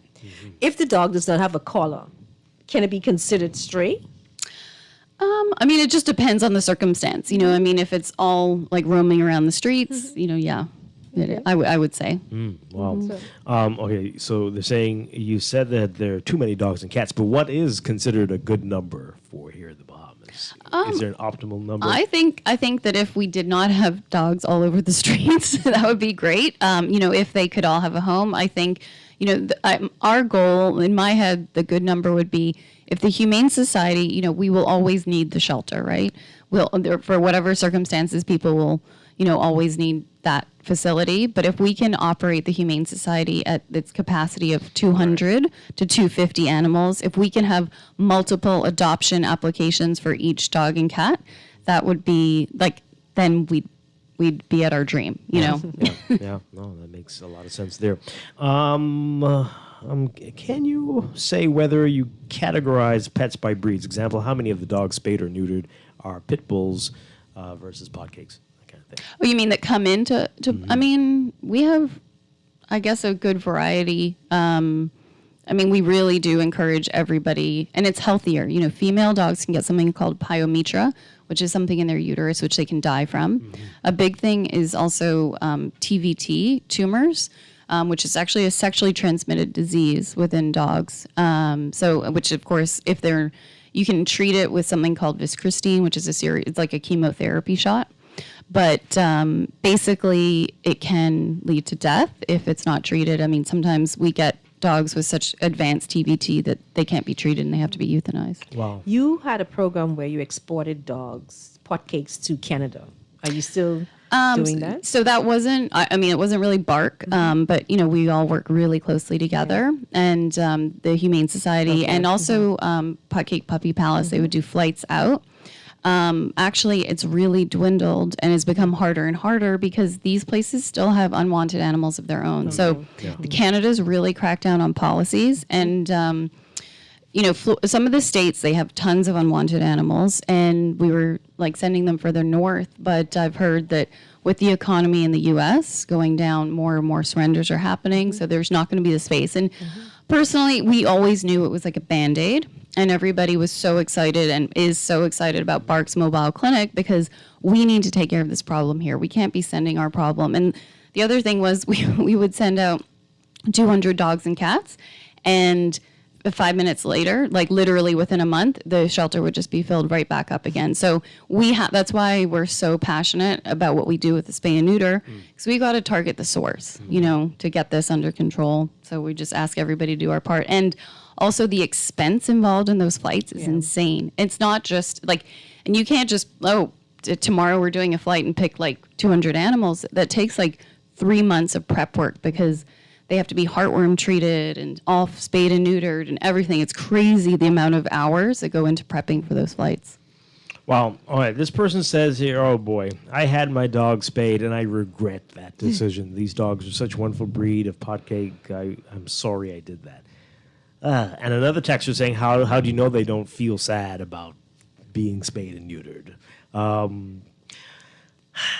mean, I guess, so my thing is, go to the Humane Society and volunteer. If you know, sometimes when people, I'm like, we can't convince you to do something, right? You have to feel it for yourself. But I can tell you, I've been volunteering since 2009, and the amount of suffering out there is so tremendous. So, I mean, even today in the rain, my dog was shaking with the thunder, and I'm like, do you know how many dogs are chained up in this pouring rain, in a puddle with no shelter? I mean, just suffering, starving. I mean, yeah, we see tremendous suffering out there. So if you want to breed or if you want to buy, I ask you to become a volunteer at the Humane Society and give your time there and help all of the dogs and cats that need homes, and then see how you feel. So do you think that view is prevalent and maybe why you don't have more persons coming in to... Yeah, I mean, so it's like you think your dog is really special, but there's like about 300 at the Humane Society that are just as special and they don't have a home and they live in a concrete kennel and they don't get any... Like, I mean, the staff works so hard there, but when there's 600 animals and 10 staff, they don't get any attention. So come out and volunteer. So what is being done in terms of education? Because somebody may feel that, they may feel that they're treating their dogs perfectly well by having them chained up in the back of the yard and outdoors with all the elements. I'm so happy. I'm so happy you asked. There's so much to talk about all this. So we have actually, with the mobile clinic, we're actually in the communities on the weekend, and we are establishing an education system or program. So like this Saturday, we will be at Dan Nottage. So we'll be doing an education session at 11. During COVID, we wrote a coloring book, which is all about, animal guardianship, how to take care of your pet, the importance of spay and neuter, and actually thinking too about the hurricanes and hurricane preparedness with your pets. So thank you for asking that question. Yes, so Bark's mission is spay, neuter, and education, because if the kids of today can learn the importance, we will be in a lot better place in 10 to 20 years. And probably even some programs in the schools, primary schools, to start from early. Yes, yeah, absolutely. All right, this texter is asking if there are any risks that spaying or neutering a dog can present. They say that they've heard that this can increase the risk of joint disorders or even certain cancers. Is there any truth to that? I've never heard the joint disorders. There's actually more common cancers if you don't spay or neuter your pet. Yeah. So you're preventing a lot. But I mean, it's like anything. I mean, it's surgery, right? So I mean, there's of course a risk involved, but we really believe that any risk outweighs. Any. You know what I'm trying to say? The benefits far outweigh the risks of spay and neuter. All right, we are running out of time. Let's see if we can take this call really quickly. Good morning, caller. You're on the air. Well, good morning, Dwight, and to everybody in the studio. Hi. You know, I rescued a dog. The Humane Society rescued it. I adopted it. And I did a study on it, a DNA test. And it was a blue heeler from Australia. So it had like the Lassie sheepdog. It was a white German Shepherd from Europe. And it ended up in the Bahamas. Don't know how. But anyway, I think, and I'm going to say this slowly, that the Ministry of Education should make it mandatory for every school, private and public, to allow the children to do a field trip to the Humane Society, to be taught how these dogs are suffering. And when they see that, they will understand that doing things indiscriminately may not be the best thing. And it would be good to teach kids compassion as well. So just throwing that out there, maybe the ministry is listening. This would be a good way to teach compassion. And when people see what's happening out there, they'll have a respect. Yeah, absolutely. Y'all have a good one. Thank you very much. That's Appreciate such a it. great point. Lots of jokes. This texter says, I've got a few rat pets that need to be spayed or neutered. Can you deal with them? They're No, but we can endless to their adopt you some cats. I think the cats are scared of the rats now. These rats are very bold. Okay. A natural solution. Or a natural solution. More snakes, but we don't like the snakes. So, boy, we can't win. Laura, one more time. The contact numbers and where you're going to be next. Okay, so we'll be in Fox Hill. We are going to be posting our upcoming schedule, though, on our website, and we'll be sharing it on Facebook because we're going to be moving around. We hope to spend time in Carmichael soon. Nassau Village area, like basically all over New Providence, we come in. So 427-7729, and please follow us on Instagram and Facebook. Okay, wonderful stuff. Laura Kimball, thank you so much. It's been Thank a while. you. Great to Thanks see so you much again. for having us. Really appreciate all the great questions, everybody. Keep up the great work, Bark. Thank Doing lots of you. wonderful stuff. All right. We're going to take a break. When we come back, all you need to know about the Independence celebrations. Oh, wow. Just days away. We're going to get into that after the break. This is Morning Blend on Guardian Radio 96.9.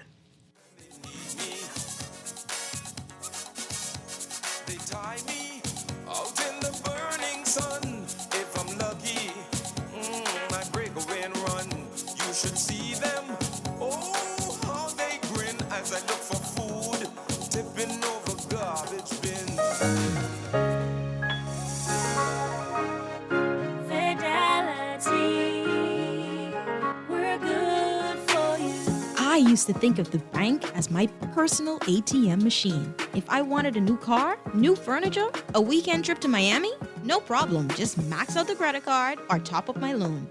I was a big baller until I realized that 75% of my salary was going to pay back all those loans. Fidelity's personal financial coaching was the best solution. Fidelity gave me a plan with a debt consolidation loan that has a built-in savings that pays 5% interest. I now only have one low monthly payment, plus money in my pocket. Give Fidelity Bank a call at 356-7764 in Nassau or 352-6676 in Freeport. Visit any of Fidelity's locations or visit a website at fidelitygroup.com.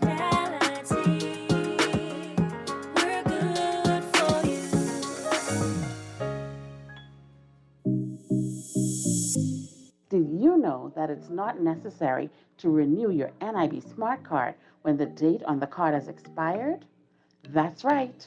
Renewal is not required for children ages 0 to 15 or adults ages 16 to 59 years old. Persons who may apply to renew their NIB card include seniors turning 60 years old, children turning 16 years old, persons whose cards have been lost, damaged, or stolen, first-time Bahamian and permanent resident adults. Non-Bahamians may apply and will be issued a verification letter. For more information on NIB Smart Card renewal, go to nib-bahamas.com or visit our Facebook and Instagram pages today. This message is sponsored by the National Insurance Board. Switch for better when you move your mortgage to Scotiabank. Leave behind that old mortgage plan and open the door to a low interest rate. No payments for up to 2 months and cash back of 2.5% of the mortgage amount up to US $10,000. And guess what? It gets better. Apply for your Scotiabank credit card and enjoy a low 9.99% introductory rate for the first 6 months. Switch for better and upgrade your mortgage today with Scotiabank. Offer ends June 30th, 2022. This is Guardian Radio 96.9 FM, Nassau, Bahamas. FM. The views and opinions of the hosts and guests are their own and do not necessarily reflect the position of the management and staff of Guardian Network. Wake up, it's a new day. Wake up, it's a new day.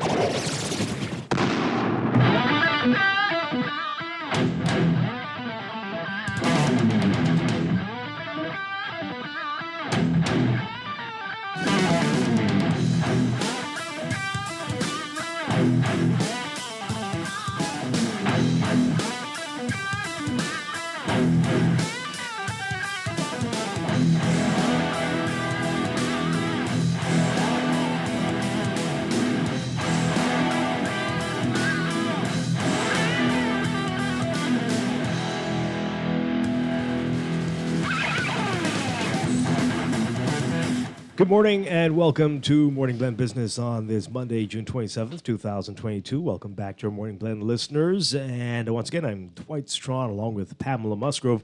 And this morning, we are talking about independence and the 49th anniversary of independence celebrations, 50th, the big one next year. But we still got to get to the 49th before we do that. And the list of activities came out last week, and we're going to get all the details about this from our guest this morning. Very pleased to welcome back to the show Her Excellency Leslie Miller-Bryce, and we've got Jack Thompson with the Independence Secretariat. Good morning. Great to have you all with us again, as always. Great to have you in studio with us. Good morning. Good morning. Good morning. We're very pleased to be here. All right. We saw that list last week, and a lot of activities planned. Let's talk about it. The theme is a straightforward one. Proud to be Bahamian. Proud to be Bahamian. All right. Let's talk about that, why that was selected and why that's so important right now. Well, as we go into our 50th anniversary, we felt as though we needed to refocus.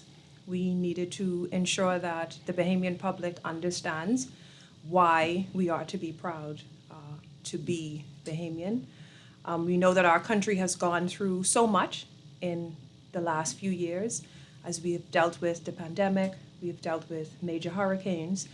And so even though our country is not where some persons would like to see it, we still have to understand that for a little nation, we've accomplished so much and we've done so much. And there's so many Bahamians out there doing all that they can to ensure that our country is placed on the world stage and they're all doing their part. Mm-hmm. And here in our country, there are thousands of Bahamians and we're all doing our part. Mm-hmm. And so we just have to know that regardless of the obstacles, regardless of the challenges that we have, regardless of, everything that our economics may not be where we would like for it to be, we still stand tall, mm-hmm. and we still should be proud to be Bahamian. Yeah. And so we just wanted to ensure that going into our 50th, that we reignite that hope, we reignite the spirit of patriotism, and just going into the 50th with more understanding of what it is to be Bahamian. Let's talk a little more about that. Do you get the sense that you mentioned it, that there are some people who are really not seeing all the positives there are in the country and dwelling too much on what's not quite right? Some will say talk show hosts are the prime examples, but what do you get the sense that out there? What are you experiencing? I feel as though that is a feeling that's on the ground, and I can speaking with my constituents and persons that I speak with on a daily basis.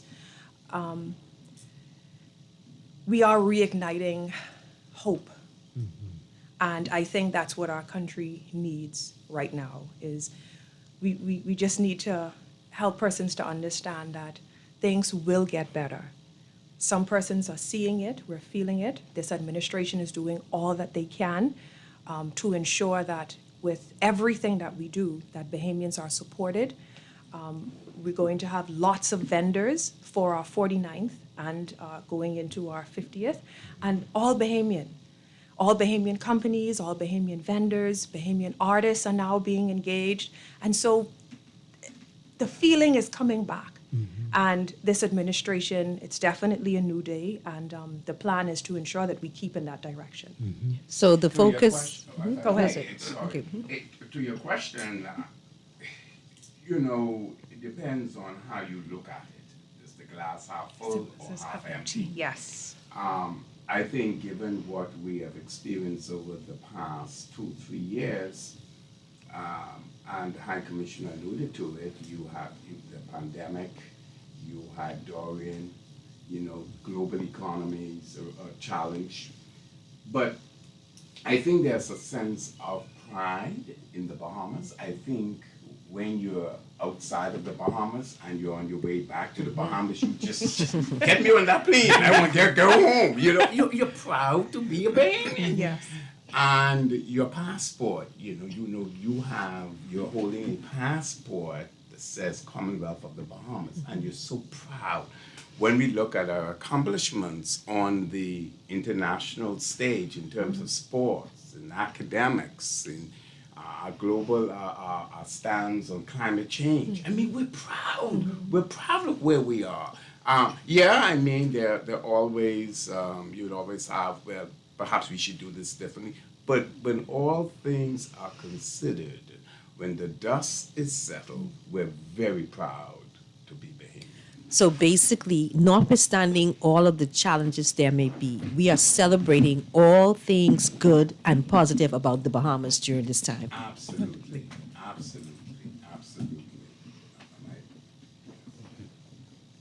Yeah. I mean, like I say, And it depends on how you read it. Yeah, but that's okay. That's okay to do that. Using this season just to focus on the positive and all things good. That's okay. You can do that. It's raining outside, and we say, it's raining, we could throw a pity party, this, that, the other thing. But I like when I hear liquid sunshine. You have to put a twist on things in life and keep positive about what is happening. And that's what we're seeing.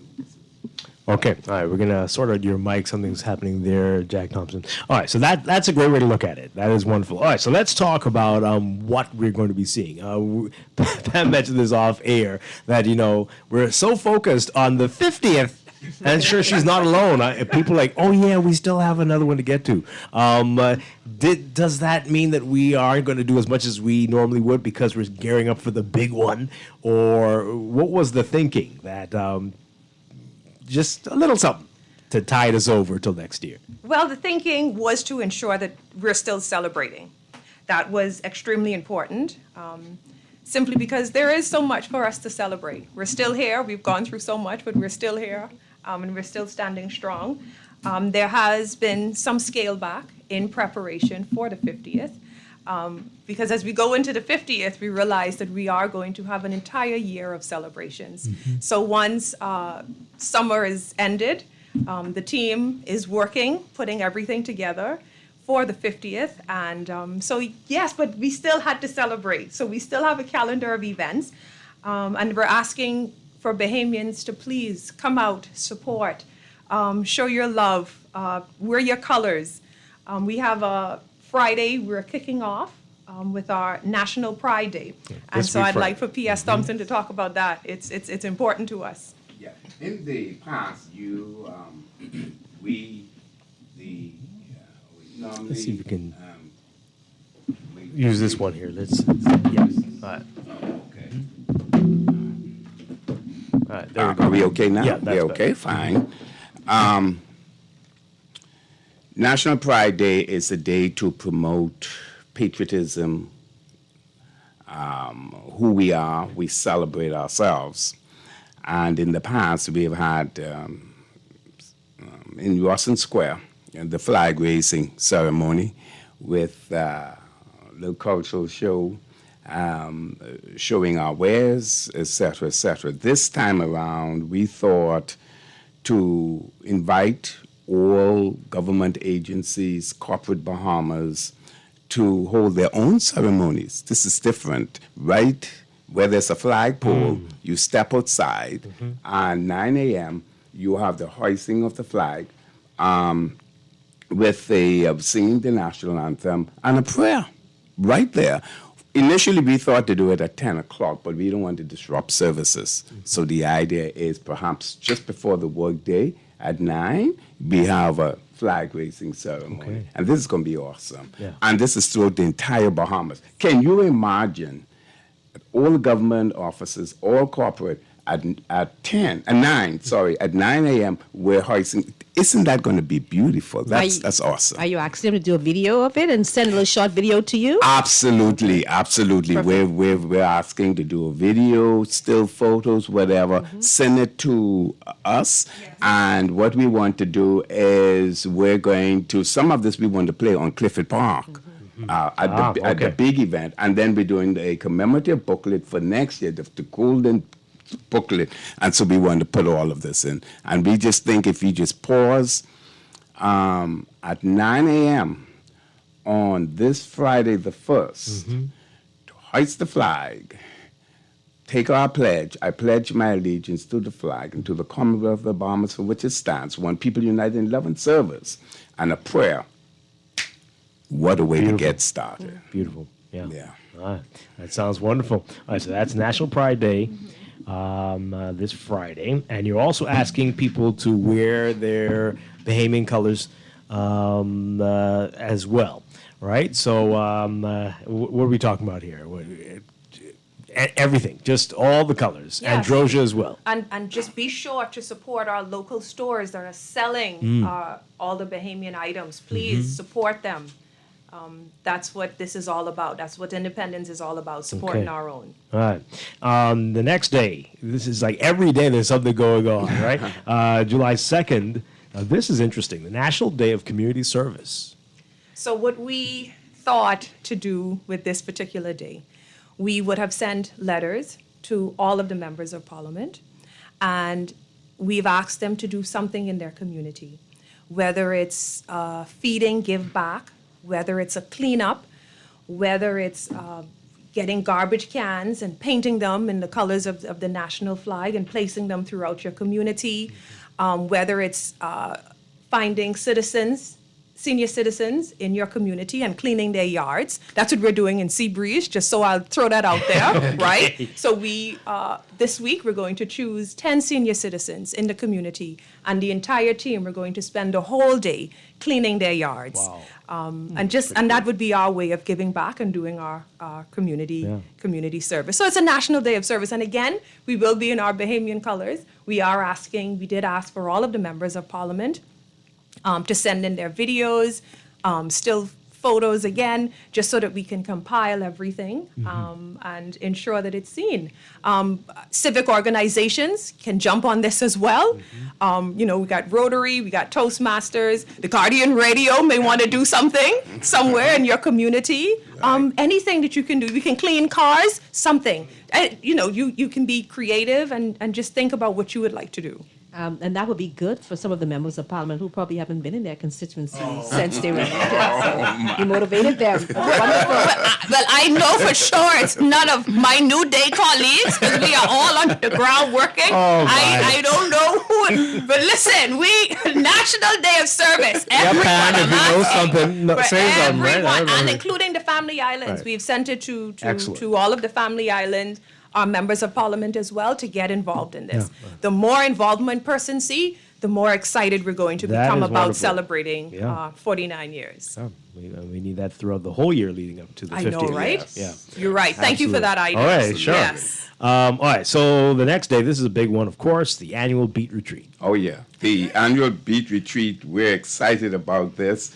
On an annual basis, like the Sunday before Independence, we tend to go to the Rawson Square, Parliament Square, and there is the Beat Retreat, the Royal Bahamas Police Force Band, the Royal Bahamas Defense Force Band, 2 years ago, I think we also had the prison band. The prison band will be out of countries. They're performing elsewhere, so we're going to miss the prison band this year. But guess what? We have the All-Star Youth Band will be there, and the Urban Renewal Band. Okay. So 4 bands.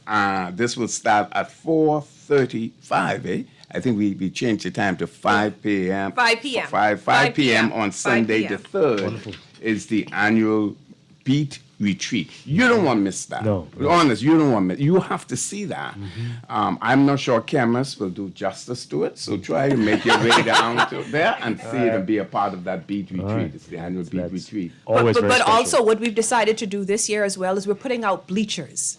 Okay. So we're encouraging Bahamians to come out. Yeah. Bleachers has never been done before. And so we want to ensure that the general public feels as though we're thinking of them and we're remembering them.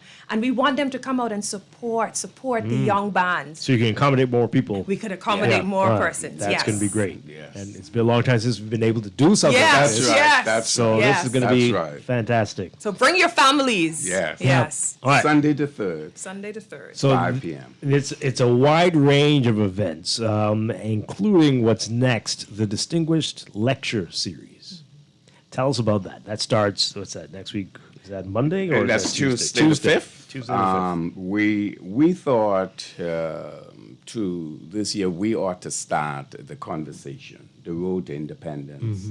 And we are partnering with the University of the Bahamas, and at 7 p.m. at the Harry Moore Library, we're going to have one of those persons who traveled to London in 72, 73 in that period. Of course, you know, it's the road leading up to independence. And this is going to be a wonderful, wonderful session. We're inviting all of the persons in our community to come and to be a part of that lecture series. What time is that on Tuesday? That is going to be at 7. Okay. That is going to be at 7 at the Harry B. Moore Library. Yeah. Yeah. That's going to be great. That's going to be fantastic. And there are going to be a series of other... I'm almost tempted to let you know the speaker, but I'll get back to you on that. Okay. But it's going to be good. It's going to be good. We want to encourage lodges, youth groups to come out. We're going to give a prize to the group with the largest attendance. Oh, okay. And so we want to encourage persons to come out and to be a part of that conversation. And I know you like that kind of thing. I know you're just itching to say something, right? No, the lecture series is very, very important to us. Yeah. It's significant. This is the first. Every month we're going to plan a lecture series. Yes, it's going to be something that we do every month as we go into the 50th, because it's important. There's so many persons in our country that don't understand our history. Yeah. We don't know what our forefathers went through. We don't understand the fight. We don't understand the struggle. We don't understand really what the promise was. And so with us having these lecture series, we're going to get so much knowledge and information from persons who we may not have ever spoken and with. we're losing and they have them. A We're losing them at terrible And so rate. we're going to ensure that it's recorded. Yeah. We're going to document it. It's going to be streamed live. And so there's so much that has to be done. Yeah. And so we want to ensure that as we move into the 50th, that persons really understand, again, why you should be proud to be Bahamian. And so we're grabbing some persons that are still here with us who has the information that we don't know, that we've asked them to share with us, to share it with us. Very important. Yes. Yeah, that's going to be great. It's going to be great. Again, at the Harry C. Moore Library there at the University of the Bahamas next week, Tuesday, July 5th. All right. July 6th, the National Day of Wellness. So, with the National Day of Wellness, healthy lifestyle is extremely important.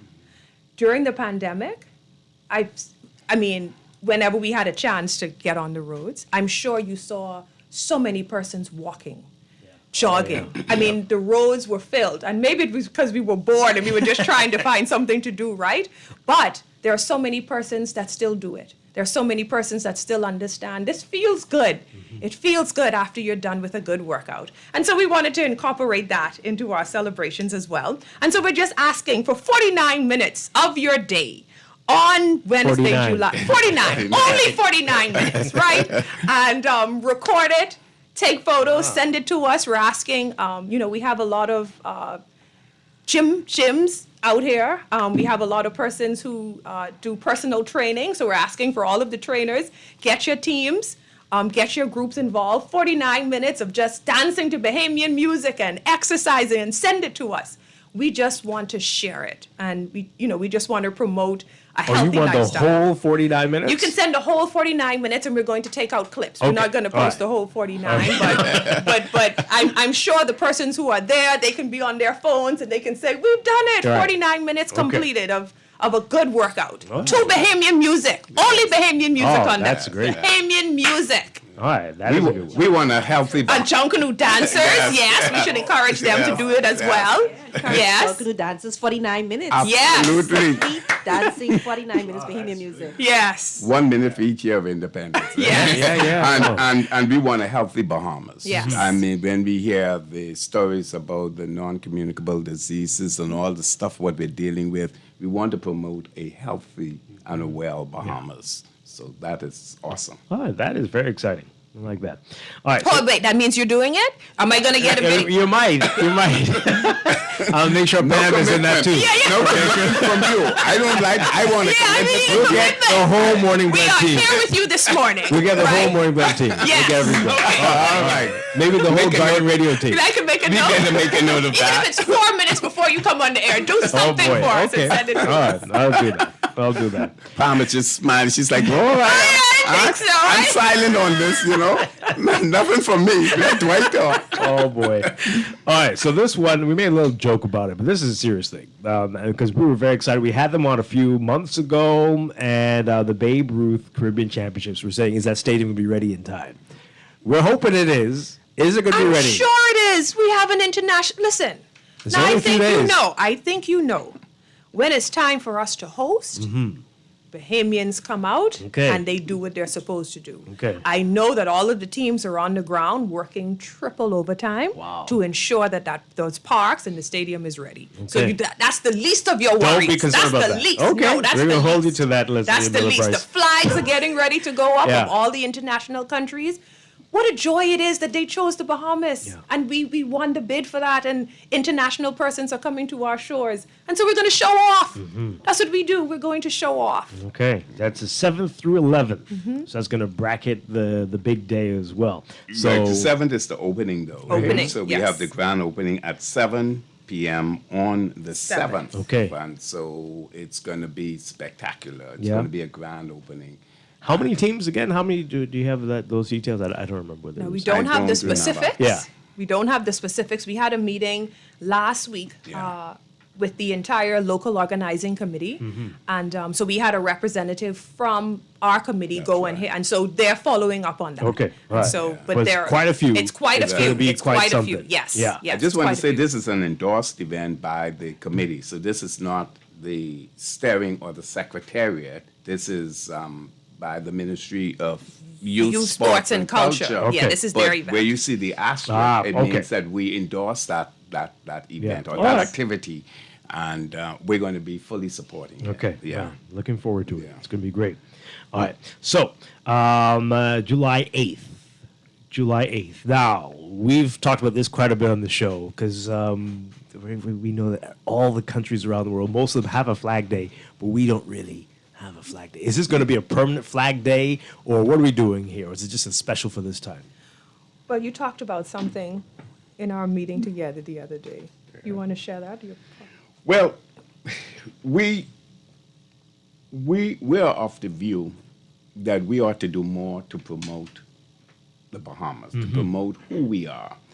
And we are asking for permission from all the corporate Bahamas for workers to wear their colors and to put the flags on the cars so we can have a flag day. buttons, whatever, to show our colors, eh? Yes. We're going to kick it off this Friday, and so everywhere you go, you're going to see aquamarine, black, and all throughout this country. You will see it, the Family Islands as well. And so this is the following Friday. This is the Friday just before the 10th. Yeah. Okay, all right. So yeah, that's going to be exciting, and so that's another day to represent the country in the That's flags right. and everything, the That's right. colors. That's right. So just a little plug in there for what we tried to start on the show. We're hoping that we get the support of the independent secretary and the government. We're trying to promote 242 Day, February 24th. February 24th, 2/4, the 24th of the second month, as 242 Day in the country, and every February 24th we just celebrate everything. Wow. Bahamas. February 24th, 242 Day, 24th of the second. And so let's see if we can get. We tried this year. It was just we talked about. And it in what the show. would you like to see happen on that day? And let me tell you why I'm asking that question. As we go into planning for our 50th anniversary, everything that we do, we're going to put out to the general public. We want to know what you want to do. We're not going to have 10 to 20 persons sit in a room and decide what happens in our country. We want to hear from Bahamians. We want you to tell us. So now that you have mentioned it, I want you to tell us what you would like to see on your National Flag Day. We talked about this on the show this year. Everything Bahamian, as you said, the celebration of the music, the food, the achievements of our people, just a full day to just proclaim 242 to the world, as they say. I like that. I like that. That's so, good. Yeah. I don't know if you have it, but the one thing that I want to see generally is a street food festival, a Bahamian street You was in our meeting. food. You were in our meeting. I haven't seen it. You were in our meeting. No, I've been festival, talking yeah. about that forever. A Bahamian street food festival. Yes. And thank you so much. Just be creative with Thank how you. we present. You know, this weekend I went to brunch, and for the first time, maybe some people have had it before, I had lobster and grits. Now, we always think about white rice and minced lobster. Right. But I never really thought of lobster as a breakfast. We have so many we had creative steamed chefs. lobster Wow. with yellow grits. Just the thought of that. And I was like, wow. And I'm gonna do sure this it was again. delicious. Yeah. I'm going to do this Yeah. again. Yeah. I prefer that actually than the steamed lobster to white rice. So I thought it was a nice spin. And when I've traveled to countries, like they use their native food as a part of their menu. Like, for instance, fried plantain. Yes. We went to Jamaica and they have fried plantain as a breakfast item. Right? So I just want a street food festival to inspire our Bahamians to think of different ways of presenting our cuisine, and probably even tourists will enjoy it as well. Yes. Absolutely. Absolutely. Absolutely. And so Very thank good. you so very much. You're definitely on the right track as to some of our events and activities. Like I said, it's going to be probably more than 12 months because once summer is done, we're going to go straight into all of our celebrations and with the road to 50. And so thank you so much for that. We have so many talented chefs out there. I mean, and they really deserve an opportunity to showcase their talent.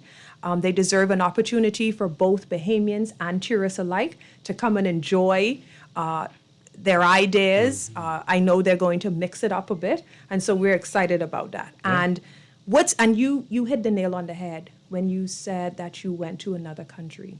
Hence the reason why traveling and exposure is so very important. And there's nothing wrong with going somewhere, seeing something that's another country is doing, and we decide to bring it home. But we're going to put our own Bahamian flair on it. And so thank you so much. We're grateful for that. Thank you. I only wanted to add to that High Commissioner Bryce and the National Secretariat, they will be full press. So they're going to have an office and they're going to be set up.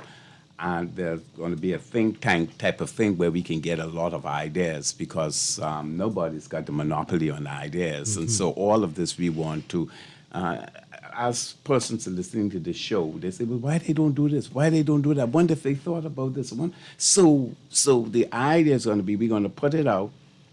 Certainly after we would have completed with our menu of celebrations this time.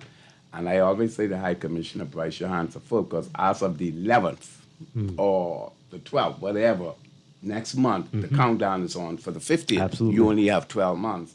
But there should be a period in time when we invite ideas from those persons, whether they text it, WhatsApp it, email it, so that it can come into the database to the bank, and then you can kind of consider all of these kinds of things. So that's Sounds wonderful. All right, so let's get through the rest. There's a whole lot of events after that, including the big day, January 9th and 10th and 11th.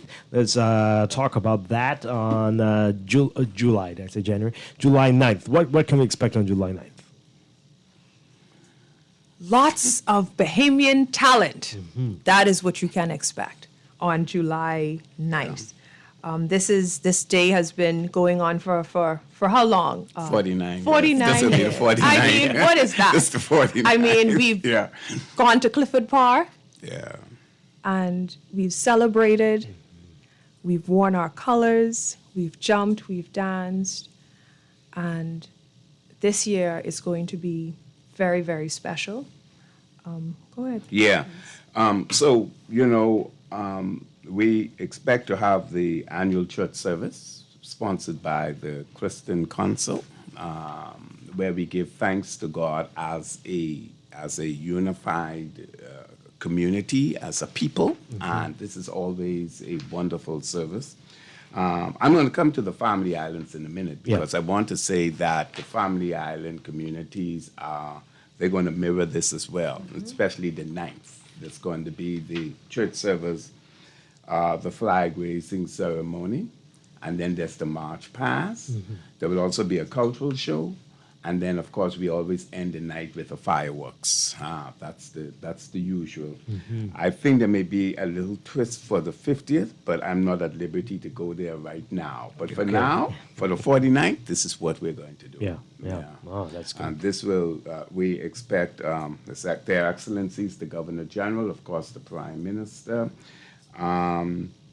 Mrs. Davis, cabinet ministers, members of the judiciary, members of the diplomatic corps, senior government officials, and the public at large. And so we expect this to be a grand celebration. And do you expect there's going to be pent-up demand? We haven't been able to do this for 2 years. Absolutely. Right? Absolutely.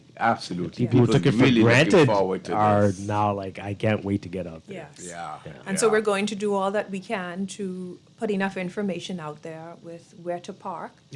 Because we may have, I'm sure there are a lot of persons who probably would have never been before who will be attending this year. So we're going to put out a lot of information on where to park. The Royal Bahamas Police Force is fully committed to this event to ensure safety, to ensure that your vehicles are going to be safe. We have food vendors as well, and so over the weekend we would have sent out our emails and our messages asking for food vendors.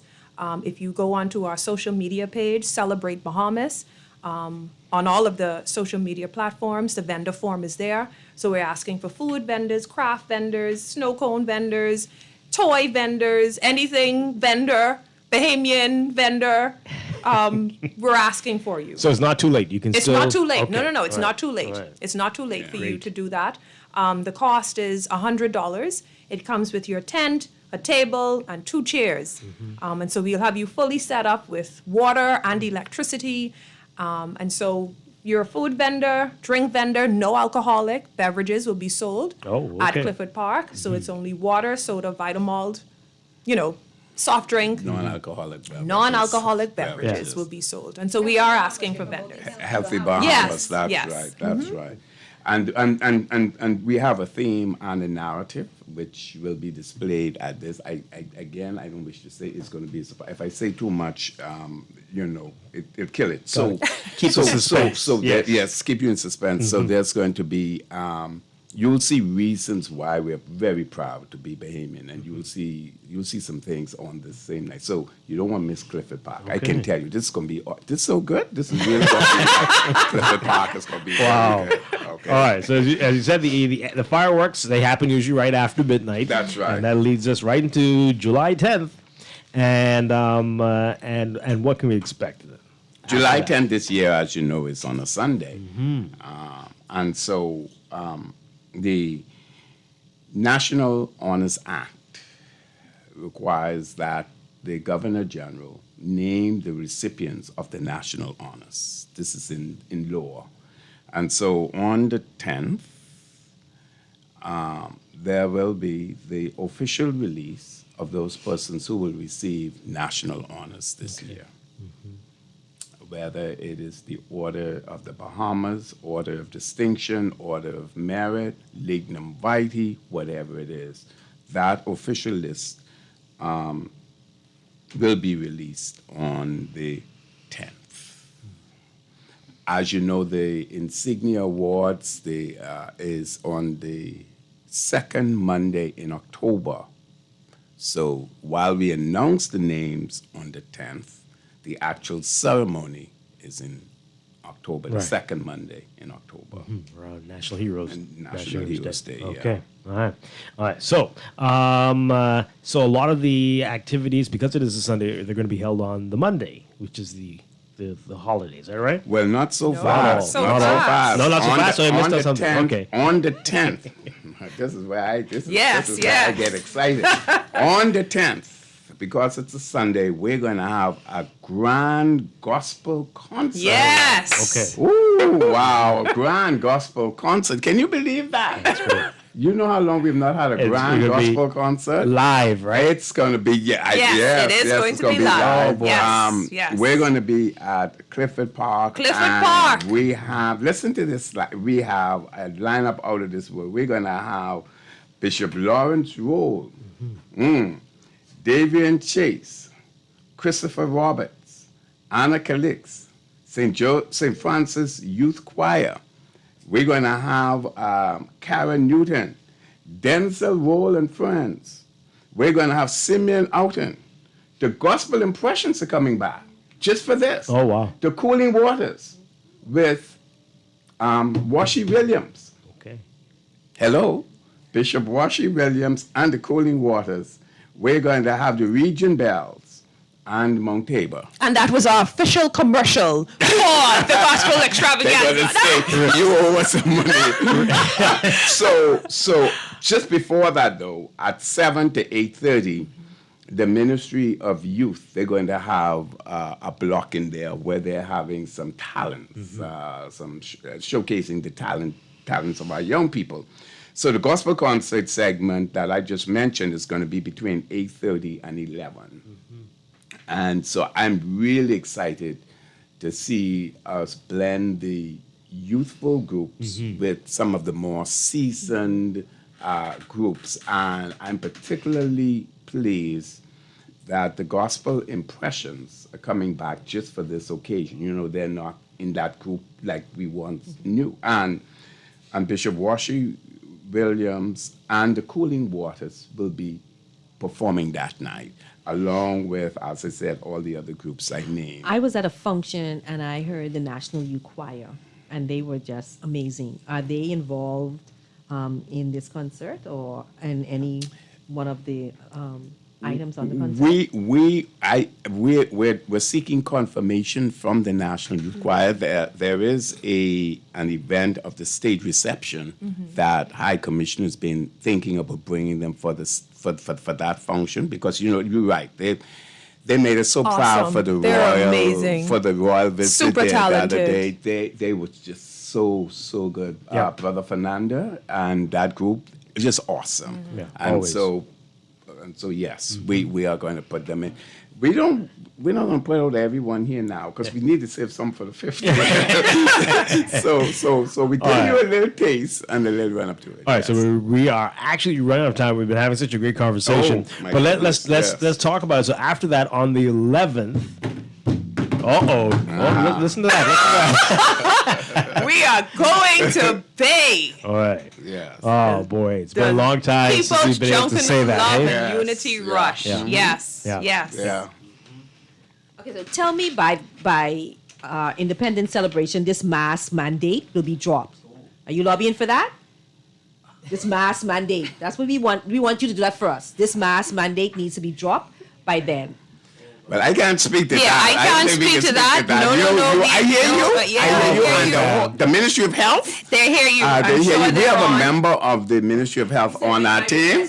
Yes, I will write it down. We have in a feisty mood today. Yes. You notice these questions that we she's have asking. a very competent Minister of Health and a strong and amazing team behind him, and they give us good advice. Okay. I understand that as we travel, and as you travel, you probably see some countries have dropped the mask mandate, but I'm almost sure that our minister is going by the science, and he's just being extra careful, and I think that we all should be extra careful because the virus is not gone. Yeah. So we can't make any promises to that. We can't. Just check into it. This is a good point for me to say that we have been asked to put together our strategy, COVID-19 strategy, for each event.